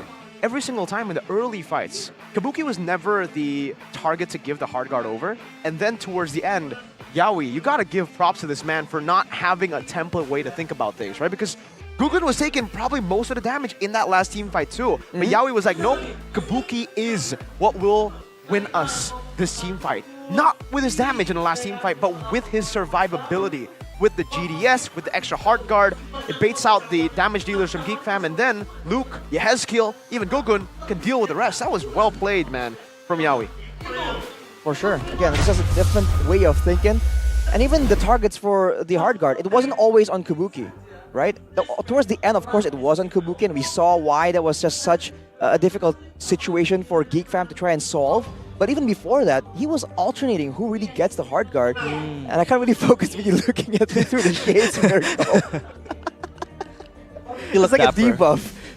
You look good. But yes, so I think for Geek, they have to try and at least secure. It feels like they've always been flexible, and you see in this game, they tried pick off, they tried team fight, they tried to go for neutral objective steal focus, and they tried to go for the maneuvers. But I think they have to try and find methods in the Land of Dawn that really can guarantee their victory. Well, maybe the support from the Aura fans in the building can give Aura a little bit of that edge, or maybe even the Geek Fam community. Let's throw it over to Bude Karamongsar with an interview with the fans. Is it dark in here, or is it just me? I think it's The just glasses, bro. you. Pitch black. Panggilan main nih nanti. Panggilan khusus, Buluk nanti main di panggung MPL. main. Wow, nggak ada. Di transfer window nggak ada ya. Tapi menarik ya, Buluk itu adalah mantan pro player yang Bude aja saking udah lupanya. Dulu dia pernah mantan pro player di season sampai terakhir tuh 6 ya? 7? 7. Lalu pernah menjadi BA juga? Benar, Wow, panjang juga perjalanan. lumayan. Sekarang Bude. jadi apa nih? Jadi talent dia RRQ. Talent RRQ. Lalu ada lagi kah kegiatan yang kamu lakukan? Sambil live streaming aja sih, restream gitu. Restream gitu. Jadi kamu udah menjalani banyak sekali ya hidupmu ini. Tapi gimana sekarang jadi netizen, jadi restreamer, ngelihat MPL season 13, gimana sih? Seru banget sih, soalnya sampai week terakhir aja kan masih saling gigit kan, belum tahu siapa yang bakal lolos gitu. Jadi ini menurut aku sih season paling seru lah, Paling seru. paling seru. Kamu kalau pas live stream, pas lagi momen-momen kayak gini kamu ngapain? Ngegoreng-goreng Deden. Oh, Ya. Anda ya? Iya, Ternyata Anda. Nggak cukup dulu lawan Deden ya? gak cukup. Nggak cukup. Tapi tadi kan kamu bilang dipanggil Skylar. Ada apa denganmu dan Skylar? Ya sebenarnya tuh datangnya harusnya lawan alter ego. Oke. Cuman kata Skylar penentuannya di Dewa. Jadi dia butuh boosting tambahan gitu. Bentar, Buluk jadi mood boostingnya Skylar? Iya bener. Ada apa ini? Kenapa? Apa yang kalian ngapain? Bondingnya udah dapet sih dia bondingnya sama Skylar. Kamu biasa mijetin Skylar, jari-jarinya kamu yang mijetin Iya itu gimana? bikin bener. Wow, ini Soalnya dia menarik. juga kan sekarang lagi open mabar ya. Kayak punggungnya berat. Skylar. Gitu ya? Iya. Oke, dan ngelihat kamu datang ke sini lalu mendukung RRQ, berarti kamu yakin dong RRQ bakal masuk playoff? Yakin dong. Nah, ini ada masih 5 tim yang memperebutkan 3 slot playoff. Prediksi Buluk. Siapa aja nih? Kan udah kan 6 slot. Onyx, BTR, Geek Fam, udah. 3 lagi siapa, Luk? RRQ, Heeh. alter ego, Heeh. Aura. 3 ini. Kayak ini. RRQ, walaupun presentasenya sekarang posisinya lagi di 8. Gak ada yang gak mungkin gue di dunia ini. Nggak ada yang nggak mungkin. Betul. Yakin penuh nih RRQ. Yakin. Lalu, Alter ego, Aura. alter ego, posisinya juga lagi bontot lumayan juga ya di atasnya. 7. Ya soalnya kalau AE gak lolos nanti senyum Kappa hilang. Iya. Kamu nggak mau kehilangan itu Nggak ya? mau. Satu lagi, berarti Aura. Aura. Bakal di sini nggak sih pecahnya? Harusnya di sini. Di sini bisa. Oh, ini kalau ngelihat 3 tim ini berarti Rebellion dan EVOS nih yang nggak masuk. Padahal posisi mereka di atas tim-tim yang kamu sebutin. Kurang Ya. apa mereka? Gak tahu sih ya, ini kan prediksi Bude. Ya prediksimu Hmm, kan bisa kira-kira juga. Ayo, jadi restreamer nih. gak tahu Bude. Tapi ngelihat sekarang momen-momen ini, 6 tim akan masuk ke babak playoff, 3 nggak masuk. Akankah bisa Aura di sini ngedapetin kemenangannya? Harusnya bisa, karena DJ itu impactnya gede banget, high. Ya booster player juga salah satu dia tuh, Oh, kawanmu. kawan. Jadi kamu tahu betul ya. Dan ini kamu kan biasa restream sama Ican. Ini lagi pada restream gak nih kawan-kawanmu? Lagi restream. Albert juga lagi restream. Oh iya? Ya ada Albert. Tolong dong disapa-sapa nih yang lagi pada restream. Woi Bob, San. Jangan kebanyakan ngegoreng ya. Enjoy aja. Enjoy aja. Mending kita langsung ke game ketiga gak sih? Boleh. Buluk. Lakukan tugasmu di sini Buluk. KB, Bang Oji, gawe gak sih? Gawe ya. Oke, langsung aja Bude. Langsung aja, gawe caster. Oke.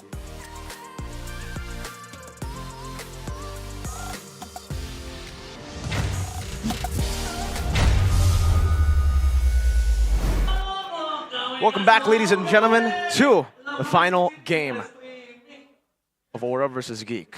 Geek fan with game 1, Aura with Retaliation. And then now we are in game 3, the climax. What's gonna happen? I don't know. What's gonna happen, Arashi? What was your prediction? I don't remember anymore. Because I really thought that I predicted Geek fan, but now I'm doubting myself. And considering how the game has been going, it doesn't leave a lot of room here to try and process anything else. Because, man, at every single turn, there's always something going on. What about you, Realize? What was your prediction? Was it 2-1? My prediction is the MPL audience downloading the new GoPay app. Wow. Do you mean the new GoPay app where you guys get free top-ups and free transfers up to 100 times per month to any bank? Is that the one you're talking about? Yeah, that one. Or are you talking about the one where you get cashbacks Wow. up to 20,000 for direct diamond top-ups in-game and in the cheapest way with credit top-ups? Is that one? That The one you're talking about? Yeah. Or is it the GoPay app that you can download to participate in the exclusive MPL ID Season 13 celebration activities within the app? Is that the app? That one. It's as simple as scanning the QR code, Arashi, for you to get all of those crazy value deals. There's gift arenas, daily quizzes, and you can also buy MPL ID Season 13 playoff tickets exclusively using GoPay.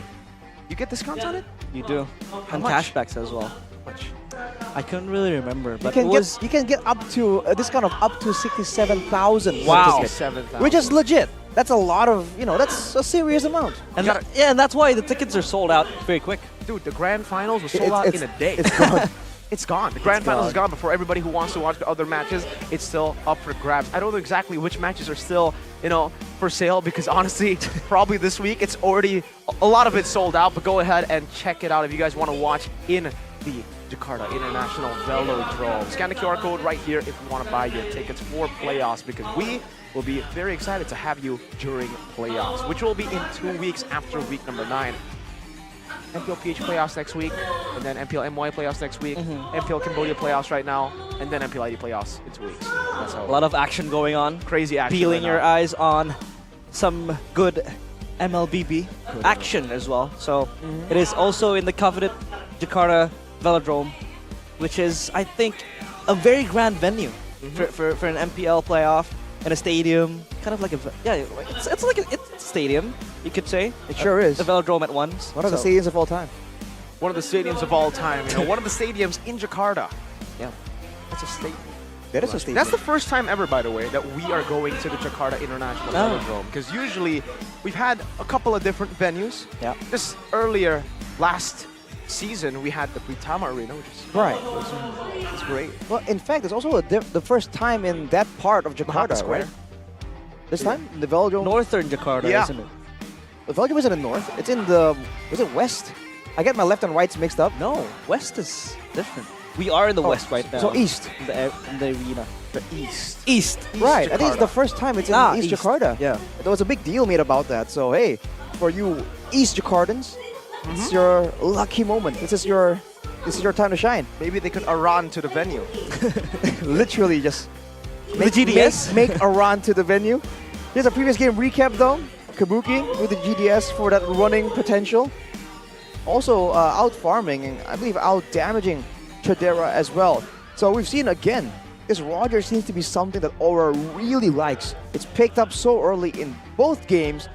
Will Geek finally feel like, hang on a minute, okay, this is a bit too much to deal with. Maybe there's some way we can deny this because they, I think, have their eyes on Yaoi in the past 2 games. I mean, we saw the Cho and the Grok ban away. Is it time to change and put their eyes on Kabuki instead? I think a big question as well is the fact that, like, I don't know, this is obviously just a possibility, right? We don't know for sure, but Geek Fam have made it to playoffs. They could be, you know, a party pooper and knock or make it harder for Aura to make it to playoffs, but they could also just be saving their strat. They have playoffs already. Do they want to save their strat? Do they want to utilize what, you know, their hidden strats are later in the playoffs? I think saving strats is a century debate. It has been going on for almost a lot of seasons. Like when copium for a lot of teams as well. It's like copium for some teams. Like, you know, we're saving strats for playoffs. That could be the fact, but I think I would rather see this place as a limit testing venue for Geek Fam to experiment on what they're working on, what works or what not in the playoffs later on. Well, let's see in the drafts if the Geeks will go all out, because they will be taking back that blue side away from Aura. Already an adjustment from Aura, though. Oh, Barats! Hellkurt! They've let the Hereth go! Hereth Natan. Oh, wow. boy! How do they deal with this? Are they thinking of just trading it for the Natan and they feel like that's an okay trade? Knowing that they have Kabuki, who's great on the Claude, that operates in a similar way to the Natan. But in the late game, Natan technically has a bit more pressure to throw around, more burst, more AoE. But trading that for the Hereth though, we've seen how Geek can be so dangerous in the early game as well if they do have the right tools. Technically, the way you beat a Hereth, okay, maybe counter picks aren't the best way to deal with a Hereth. The best way to deal with a Hereth is bait out the Zaman Force, pull back, and re-engage later. So technically, they could still go for the same thing that they went for. Roger has been great. Or, hey, even more mobility. It also has, you know, the same, maybe even more disengage potential, the Mathilda. Ban out the Barats, pick up the Fredrin and the Mathilda, and you have a solid composition. It can engage, it can look for fights, is sustainable, and most importantly, can bait out that Zaman Force and escape. I think this is the perfect time where they really want to apply their sustainable team fight comp that they've been applying since game number 1 and game number 2.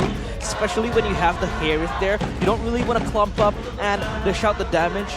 When he's up in the Zaman Force, you know, like what Mirko said, just try to bait it out, disengage, and just try to pull off the team fights. If you have the Faramis, if you have the healers needed, that could really just sustain the team fight for prolonging it to a certain degree. That could really help you counter this Hereth. I was thinking, you know, usually when you want to go up against the Hereth, the Edith becomes a good answer to go up against Hereth, because then you can actually deal out so much damage while the Hereth is Zaman Force, and you have multiple damage output to throw out. At this point, if they pick up an Edith, it'll be a sure Edith into the XP. What would be the safe choice, Arashi? Will it be to go for a gold lane for Kabuki, or do you want to risk it and pick up that Edith? I feel like now that they have already shown their pick for Yaoi, they most definitely want to have a pick for Kabuki. Because of course the Edith has value, it can be used by Geek Fam as well actually, but I feel like it's a bit too costly if you're gonna allow Kabuki's signature heroes to be narrowed down even further. But it's gonna be a Yuzong, neither. Oh, wow. Quick XP reveal there from Aura Esports. I feel like this could also kind of signify that they want to maximize the team fighting comp. You know, you have the Yuzong, it could jump in towards the back line, especially when you have so much peel in the Baxia and the Vexana. Kind of just want to catch that Hereth in the back line. Yeah, also a 50% win rate on this Yuzong for Iran. Has picked it up 4 times, won it twice. We have a comment from BBB, Big Brain Beloyski. Iran is the best in MPL ID. He used to only play with minions, but now he can team fight. His split push is great and his mechanics are excellent. Wow, great compliments from Mr. BBB. He's got jokes, but Geek Fam have got Kabuki in their sights. A Brody ban, a hero, the only hero in MPL ID so far who's been able to handle the Hereth. It was CW on this Brody who beat the Hereth, and it was Nino on the Hereth for Alter Ego at the time. Florin still respected though from Aura. Imagine how much sustain they'll have with the Hereth constantly getting shields, plus a Florin. You have to wonder right now with all this disengage and all this crowd control here, it seems like Aura are looking more aggressive right here, right? If they're trying to use the Mathilda for disengage, then the Minotaur wouldn't really be in the picture, but I think they are planning on just going all in. Of course, maybe after baiting out that Zaman Force. So, I do wonder right here, what's going to be the first pick? I feel like crowd control is going to be critical because Aura will want to try and get the fights that they want. And Geek Fam, they have to try and make sure that people stay in place for the Harith to have a lot of impact with the Zaman Force. After banning away the Moskov right here, they're also narrowing down the macro global presence that Aura can potentially use to their advantage. This is actually the opposite of what we've been talking about for Kabuki. We usually say, ban out the Harith, ban out the Roger, ban out the carry, and the Claw, deny these heroes. But Geek Fam are saying, go for it. We know how to beat you on those picks with the Harith. We will bull you straight out in the lane. It doesn't matter if you have a Mathilda. There's a reason we've let that go. Yaoi is sitting on a 0% win rate on the Mathilda. And Aura, big question to them now. Is the roam, well actually the gold and the mid. They want to go for the Claude. Oh, a risky pick. It's a comfort pick. It's a power pick for Kabuki. But it almost seems like Geek Fam wanted it to happen with the Harith pick. Oh. Claude against Harith, they can get a lead here early on. But with the pressure from the side lanes, from the Yuzong as well, you have to wonder. Geek always does a lot better when Luke is allowed a winning lane, a dominant lane that can win out in clear, win out in 1v1s, and win out in teamfight participation. The Lapu Lapu is available, and that's the signature pick for him, but will that be the solution against a team so mobile? They can kite away from all that damage and crowd control that the bravest fighter provides Luke. Technically, the X-Borg is also something that they can try to utilize. Ruby as well. But I don't know. Let's see. For Geek Fam, what is it going to be? It's a Ruby and a Franco. He's going to be offended and bloody hunted. Whoever it is, that poor guy. Wow. If you're talking about Kabuki, I feel like he has the ability to skip every skill shot there is, from the Iron Hook to the I'm offended, the pull. But the lockdown is just there for Geek Fam to put the players of Aura in place and just burst them down with the hair of the Vexana. Now the question for Aura, how will they deal with this? Will they be, picking up a strong mage that can dispel herself or himself, or, they go for full damage? I think it's time for Novaria for Yehezkiel. They need that vision control because of this Franco ambush potential. If Claude goes in, that's why, we were talking about how Kabuki can dodge away from the I'm offended, the Iron Hooks, but one thing you cannot dodge. Oh! It's a signature Yehezkiel pick! Something that we saw in the challenge season for Yehezkiel just last year. Popped off on this pick, carried. We were talking about how the range could work out. That's why the Novaria was there, that vision control. But it's not vision control that he's chosen, it's burst control. We will one-shot you, we will poke you down before you can even deal with us. Arashi, how's it looking? The Claude, back to the point, can dodge away from the Iron Hook, can dodge away from the CC, but one thing you cannot dodge away from is that bloody hunt suppression. The suppression, and of course there's ways for Geek to really go for a lot more aggressive of a chase situation. Purifies and Kabuki and Yaoi. Yehezkiel on the flicker though. That just seems like Geek will definitely be looking at that as a option, right? As one more target for them to try and go for pickoffs, because I think that's the idea, right? Lock someone down, burst him down, use the Vexana as counter-engage or follow-up, and you have a solid composition. The climb back for the Wounded Dragons. In game number 3, with the Geek still standing atop them, already safely in playoffs.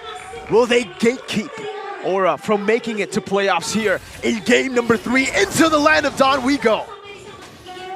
Playoffs on their eyes. Of course, the Geek Fam, they could crash the party. They could crash Aura now and deny them of that playoffs spot. Ooh. But right now, you can see that there's a bit focus for both teams here to really get ahead in the clear game, in that mid lane in particular. And you're seeing that this game is absolutely no different. But the Franco and the Vexana, so far at least, is clearing a lot faster than the Mathilda and Farsa, because Mathilda doesn't really provide that much, as Beloyski does his thing. Beloyski's signature pick in the back usually back then was the Franco, right? We used to see a lot of this, and Beloyski wants to continue to harass. Lugun doesn't want that, doesn't like that. Beloyski could be punished, but the flicker is there. Counter Iron Hook will not catch anyone. So, let's talk a little bit about this Beloyski Franco pick, Arashi. The Iron Hooks, there's so many purifiers on the board for Aura. what is it supposed to do? How do you play this Franco in this game? I think it's mainly used for pickoffs. Even if you don't really get a big iron hook, you can go for a flicker bloody hunt, and that does have the desired effect. But now look at the Ray being focused down. The brawl in the top lane. The taunt is there to give Ray in his place, but the hook will delay the players of Aura. Meanwhile, Luke receiving the damage, though no victims will collapse. Safe all around. There was a potential engage. Around no petrify. Big resource that Geek fan will definitely try to capitalize on. Luke! Oh no, the movement though, Wow. and Aran is just deleted. First blood for Geek Fam and for Luke. And next, of course, in their menu is the Turtle. Yeskiel in the bush looking to make a play. But of course, the Eternal Guard will lock him in place. And the hook just sends him swinging towards the back. Feather Air Strike will not connect. Might that be a misclick? But the Praisers' Wrath from Gugun will secure Aura, the Turtle, as they escape death. Doubts to Gugun in game number 2. Where was the Retri? He shows up in game number 3. With the odds stacked against him, Kabuki goes back. Okay, he's safe. Bit of a scary situation for Kabuki. But for Aura, it's back to that neutral objective game, but they really need to be careful about Geek Fam, right? They have the better pickoff once again in the mid lane. Yeskiel, no, he's just going to die. And for what? Oh no, a blind hook from Beloyski will catch Gugun, but that signals him to move forward. A run in the back line. Now the Appraiser's Wrath is there. The damage is just enough. Circling Eagle from Yaoi will keep Luke in place. BDF counter from Aran will be able to usher Geek Fam for a kill. Aura looks like they were able to get collapsed on, but they counter-engaged. To chop one head off and to come back out and grow. Geek Fam, gotta be careful with who they decide to look for because the Dragons seems like they're evolving. And right now, though, you can see that Geek, they do have a solid plan here. They want Ray to be a lot far ahead, using the Baxter Superior clear, and they're using all this pickoff, particularly in the mid lane. The fact that Yeskiel is so vulnerable here without a Purify means that a single collision with a Shield Unity and Iron Hook, or I'm offended, can seal Yeskiel's fate. So now he needs to be a bit more careful, and that's allowing Geek to be proactive when it comes to invading S3, the trio mid rotation from the mid lane. And hopefully they can use it to try and go for the neutral objectives. Because when it comes down to an all-out brawl against a Yuzong and Fredrin, it's going to be a bit too difficult, at least for now, without items, to get a decisive outcome here. And so far, it's been really tough for the Farsa. Not going for the Purify that we expected with the Flicker. Very, very aggressive, but it's a double-edged sword. It's a very risky game that Yeskiel is playing. He's either a popping off Yeskiel or Yehez killed in these team fights. With that Flicker, he needs to just position super far back and look, deal damage to carry these team fights. Turtle number 2, Gugun. First on it, Ray though. Wants to look for it too, both posturing over. Oh, Shield Unity, just rolling him around.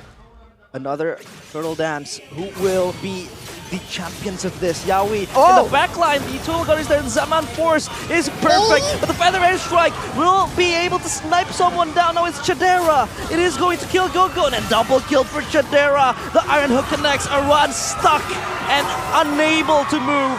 A triple kill for Chadera. And this Hereth is online. Oh no! What's worse than a Hereth pick let go? A Hereth pick let go and starting the game off with 3 kills at the 5th minute of the game. A snowballing one as Geek Fam take the turtle for free. They'll even take a turret. Wait, they're going for more. Circling Eagle will catch someone in place of that mid turret. Meanwhile, the Feather Airstrike will not connect. And again, it has never been able to deliver the damage needed. And Aura is in a cul-de-sac. With the trade there, they were able to get the bottom turret, but man, that's a great start here for Chadera. He got the Starlium scythe right before that fight even begun, so there was a huge boost in damage output compared to Kabuki, who's on the cloud that requires a bit more. And you have to remember right here, Yeskiel, he's vulnerable to cloud control, but he's also vulnerable to that Eternal Guard. In the first fight, we saw that he was forced to cancel out his Feather Airstrike because the Eternal Guard walked up and was a big problem just outputting damage. So now, if his team doesn't really deal with the Eternal Guard, even in the back, he's gonna be taking a lot of damage if the Eternal Guard, unfortunately, will be targeting him. Wow. Ray as well, though, and that's a Sky Guardian helmet rush, it seems. Luke! A pull towards Yeskiel, again locked in place! Oh. Collapsed upon, and the chain CC is perfect. Kabuki with the blazing duet, no damage. Yaoi, again the circling eagle, and Aran, defensive BDF, will not save him from the disaster. And that disaster is Chadera. Chadera pulled him out of the skies, he shot him from the skies! Dropped down to the ground, Beloy! Oh, what a hook! Thankfully, though, the Purify will save Yaoi. And Beloyski is just fishing some dragons for dinner tonight. And that's still before the combo, right? The Shield Unity, mini stun into an Iron Hook. That is still something that Aura will have to try and deal with if Geek Fam really does start snowballing out of control. Taking down the turrets right here, this means that the whole jungle now is so much more vulnerable. And these bushes next to the buff of Aura is just free real estate for Geek Fam. All these bushes available to just mount the trap. Yaoi spotted. Could be spotted out, but Beloyski, he holds his trigger and does not pull the hook. So Yaoi live to see another day. Let's talk about the elephant in the room. Kill has been killed again by Luke. So when he thinks about Beloy, Luke comes in. When he thinks about Luke, Beloyski is there. And even when both of them don't go in, Ray suddenly appears from nowhere with the Shield Unity. This has been so risky, and so far it hasn't paid off at all for Aura. What are they waiting for at this point of the game? Because the pressure, it's not even there. Another hook. Oh, canceled out though. Do Aura play for late? What's going on here, Rashi? I think that's when they really have to play for the late. When you look at the comparison in the gold lane, of course Kabuki will be able to do a lot more damage. In theory, later on, if they can try and get the Harith under control, right? Harith is ability-based, and the Claude is basic attack-based. In theory, it should kind of play out like that, but still, it's a small difference. Chadera could be caught there. The shield is there, though. Feathered airstrike from behind. Chadera is able to bob and weave from the damage, but Aran circling around the players of Aura. Perfect Eternal Guard, but it won't really hit anyone. Ray is low, but Aran gets a boy, and he has to be the sacrificial lamb. Ray rolls away from the crime scene. It's a 1-for-1 trade. A boy for Aran. Who's it worth for? Oh, they go Beloyski again! Fishing for Yeskiel. He's deleted, and Gogo next on the chopping board. It is disaster after disaster for Aura Esports. Beloy on his X-signature pick. Still absolutely disgusting, and that's what he can do. Oh my goodness. 5,000 gold lead built up. Geek Fam are looking to continue the snowball. There's all the playmaking tools in the pockets of Geek Fam. At every turn, you thought they were done. You thought they used all of their ultimates, all of their crowd control tools. Before you know it, I'm Offended lands. Before you know it, Iron Hook lands, and you lose yet another member. And that Zaman Force is coming up cooldown a bit too fast. Oh, Beloyski could be the subject of heat, but Ray is able to evacuate with his roamer there. And they just lost the red buff. Thankfully though, for Geek Fam, they're able to walk away. Another blind hook. So active on the hook, looking to use it as a playmaking tool. There's a steal from Yaoi there. But you can look at, for Geek Fam, just all the crowd control, especially from a boy. He was actually taken out earlier, I believe, when Luke was diving, when Aran was diving in the back line. So he is still somewhat vulnerable. But now, Geek Fam gets to have multiple ways to deal damage and start fights. And Aura, they're trying to react to too many things at the same time. With the Feather of Heaven and the Holy Crystal, more importantly, finished for Chadera. Anyone that gets caught will get bursted down. Conceal play from Beloyski. Thankfully, though, it misses. Gugun now jumping in the backline. Zaman Force popped up. Yeskiel with the ultimate. Now Yaoi gets Beloyski. This could be the turnaround. No, it isn't. Because Chadera is just an absolute beast in the backline. But the Petrify! Chadera is dead. But where is the damage? Where's the follow-up? Aura, though, they choose to disengage. And that is a huge shutdown towards Chadera. They're happy with it. They've taken down the Harith, the man who can just take these fights into his own hands. And just like that, what we said in the drafts, the way to beat the Harith is bait the Zaman Force out, re-engage when it's gone. Chadera got baited in, and Geek Fam will have to hold on for a bit for Chadera to respawn. Aura have bought enough time. Well, actually, they have bought time, but is it enough, Arashi? I think Geek Fam are very happy to just reset and once again, wait for these moments. Whenever Geek Fam are going for a fight, and there is something on the map to really make plays around, like the Lord, like the Turtle, or a turret. That's where they're really at their strongest. For Aura, they're great at team fighting as well, but they don't really have the same kind of control over the situation in the Land of Dawn for now. With the wave pushing on the top side right here, I think Geek are gonna be very content just waiting around and trying to chunk down Guggen right here potentially if he just oversteps from the safe zone. So Geek Fam definitely are the ones in control, and Aura are the ones who have to really try and look for something that can catch Geek Fam off guard. Look at the change for Geek Fam. Chidera will be given both orange and purple buff. This guy's the main carry for Geek Fam. It practically feels like a hyper carry comp. It's all on Chidera. So for Aura, they have their sights on one guy, Luke! Ooh, what a pull towards Gogo. He is deleted. A boy gets the kill, and no jungler for this Lord fight. This is just trouble for Yaoi? Aura Esports. Yaoi circling Eagle towards the backline. Chadera chases him down. The airstrike is there. The Lord, of course, it is secured by Retribution. And Kabuki with the run, and Yaskiel running for the hills. Kabuki forces the blazing duet, but he's caught in the middle of a gunfight. And Geek Fam steamroll.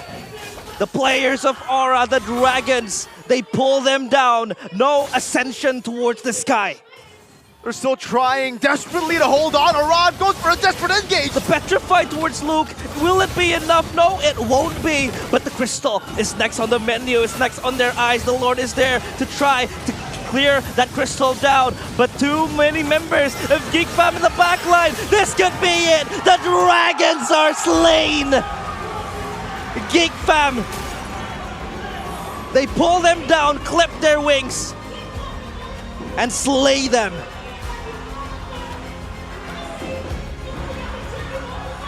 The gatekeepers. Geek Fam will deny that playoff spot for now. Aura have another chance in their next match.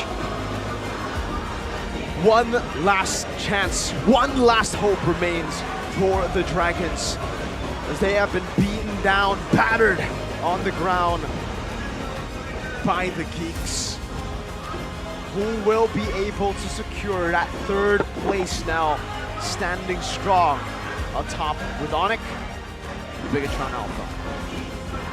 Looking just way too complicated to solve for all the other teams in the MPL for now, especially on the bottom half.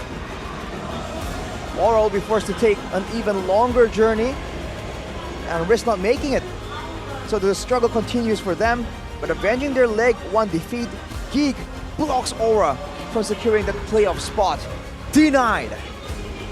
This just heralds a monumental win for Geek Fam. They are not underdogs anymore. They're here to make a statement, and make a statement they did. That was a convincing win. It's always felt like they're known as the dark horse, as the underdogs. But now they're the ones punching down. They're the ones atop with Bigatron and Onyx. Bluffsy in the back with Wura, all smiles to them. Most definitely from the fans in the building for Geek. Jeez. Would you look at the faces of the Geek Fam fans in the building, the Geek Fam unity, with Sheffin definitely at home celebrating as well. We'll see the celebrations of the players live on stage with our host, Bude Clara Mongstar, with an interview with the winning team. 2-1, convincing. Let's see what they have to say.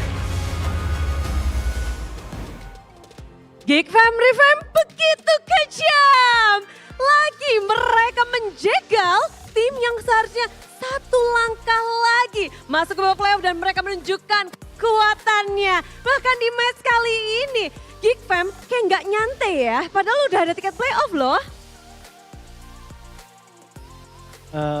Kita ini sih nyari win lah, apapun keadaannya meskipun lolos playoff. Terus seru juga ngelihat tim lain rebutan playoff. Yes, karena masih 5 tim ya, memperebutkan 3 slot. Tapi ini memang kalian ingin menunjukkan seberapa garangnya kalian kabut babak playoff? Enggak sih, kita main aja. Mereka nilai sendiri apa yang kita lakuin. Oh, tulis nilai kalian karena Bude kayaknya mau menilai ini Geek Fam bukan main. Udah bener-bener serius mode on dan begitu mengerikan juga ngelihat match hari ini bahkan pembukaan minggu ini. Mungkin Baloy ya, Bunda penasaran deh. Baloy, kamu hari ini melawan Yawi dan apakah ini Yawi yang kamu kenal? Karena bahkan Budi dengar Mirko bilang dia nggak pernah ngelihat Yawi pakai Florin, tapi kali ini berbeda. Malah kerasukan jiwa Baloy kah Yawi? Ya Bude kaget juga 3 game dia utility. Tapi ya mungkin mereka lagi tes-tes kan. Soalnya when I see, aku lihat classmen gak mungkin mereka gak lolos walaupun dia kalah hari ini. Masih ada kesempatan dan ada kemungkinan. Testing aja dia. Tapi mereka belum aman. Mereka ada kemungkinan tie break lagi segala macam. Dan apakah dari Baloy sendiri merasakan perbedaan? Is there any difference? Ada perbedaan nggak sih melawan Rome Indonesia dan Rome Filipina as a Filipinos? Sama aja Bude, sama-sama jago. Sama aja. Dari gerakan kah, dari mungkin kesabaran Tapi kalau mancing-mancing? kalau Filipin lebih jago cover gitu. Kalau Indo lebih jagoan kalau initiate gitu. Untuk cover Filipinos Rome lebih bisa dibilang. Kalau Indonesia mereka lebih initiation. Tapi ngelihat hari ini dari tim Aura, selangkah lagi kalian di leg pertama kalah melawan tim Aura. Dan sekarang kalian ganas, ini peningkatan dari Geek Fam-nya atau Aura yang lagi kenapa menurut kalian nih? Mau momentum aja, mau menang remaining matches Bude. Terus kan kita kalah lawan Aura, jadi kita lebih semangat. Gak mau kalah 2 kali gitu. Tidak mau kalah 2 kali. Tapi apakah mungkin di leg pertamanya kalian sudah menjawab nih? Gak tau Bude, soalnya emang leg 1 bukan Geek Fam Play gak sih? Dan sekarang kalian baru menunjukkan, ini Geek Fam Play bukan? Udah 80%. 80%, begitu serem. Tapi yang lebih serem lagi mungkin tadi landingnya dari Luke kali ya. Luke, landingnya tadi gimana Luke? Ngantuk. Ngantuk? Kok Biasa ngantuk? aja sih. Biasa aja. Biasa aja. Iya. Nggak ada yang spesial. Aran terkenal dengan, bahkan Baloy juga mengakui kalau Aran season lalu player yang mainnya sama minion. Tapi season ini udah bisa team fight, udah bisa melakukan banyak hal ya. Improvementnya Baloy tuh ngerasain, lu nggak ngerasain emang? Enggak sih. Enggak Baloy sih. doang kali ya. Oke, kalau kamu bisa deskripsiin Aran di match hari ini atau mungkin mendeskripsikan Aran, apa yang kamu ingin bisa jabarkan tentang Aran menurut Luke? Menurut aku biasa-biasa aja sih dia. Normal aja. Normal aja, Iya normal. nothing special. Gak ada sih. Biasa aja. Look, si offlane di EXP lane paling dingin. Tapi gimana tadi untuk kemenangan hari ini ada nggak yang teriak paling keras gitu, Ray gitu? Seneng nggak sih Ray? Luke paling keras sama Chandra. Oh mereka yang paling keras, Iya, paling heboh. ya benar. Oh, ada apa mungkin ada terjadi sesuatu kah sebelum match dimulai? Enggak sih, soalnya kan menang kan, makanya senang mereka. Ya gitu. Tetap happy, tetap bahagia. Kemenangan adalah kemenangan, itu yang mereka cari. Namun bahkan dari Chandra kenapa? Chandra happy banget. Karena game 2 kalah. 3 ya seneng, menang. Oh, jadi niatnya 2-0. Iya niatnya 2-0. Kenapa nggak 2-0? Kepleset, kena ulti Fredrin. Kepleset kenapa berarti? Udah masalahnya udah ketahuan gitu ya. Tapi kalau dari Aboy banyak banget ini yang lagi ngomongin kamu, Boy. Aboy, sohinya oke. Aboy baju merah terus nih. Berbaju merah. Ya, Udah banyak yang ngontak kamu, Boy. Banyak nggak tahu sih. Tahu sih. Mungkin banyak fansnya juga yang mau ngontak Aboy. Tapi Boy, kemenangan hari kalian masih akan bermain 1 match lagi. Nanti di hari Minggu. 1 tim lagi yang juga lagi berjuang untuk masuk ke babak playoff. Kalian ada tips gak sih buat masuk ke babak playoff? Nggak ada, biar nggak lolos aja. Waduh. Udah, Gak ada. Gak ada, sama aja sih sebenarnya. Hari Minggu apa yang harus kita nantikan dari match penutupan Geek Fam? Hari Minggu match penutupan kalian apa yang harus kita nantikan nih biar Geek Fam Unity datang ke sini nungguin sesuatu. Yang pasti kita masih lanjutin win streak-nya. Wow, akankah melanjut? Karena kita akan menyaksikan match penutupan mereka di hari Minggu. Tapi inilah dia kemenangan untuk tim Geek Fam. Terima kasih semuanya Geek Fam dan Caster. Kemenangan 2-1 yang harusnya bisa 2-0 sih. Seperti apa kemenangan Geek Fam?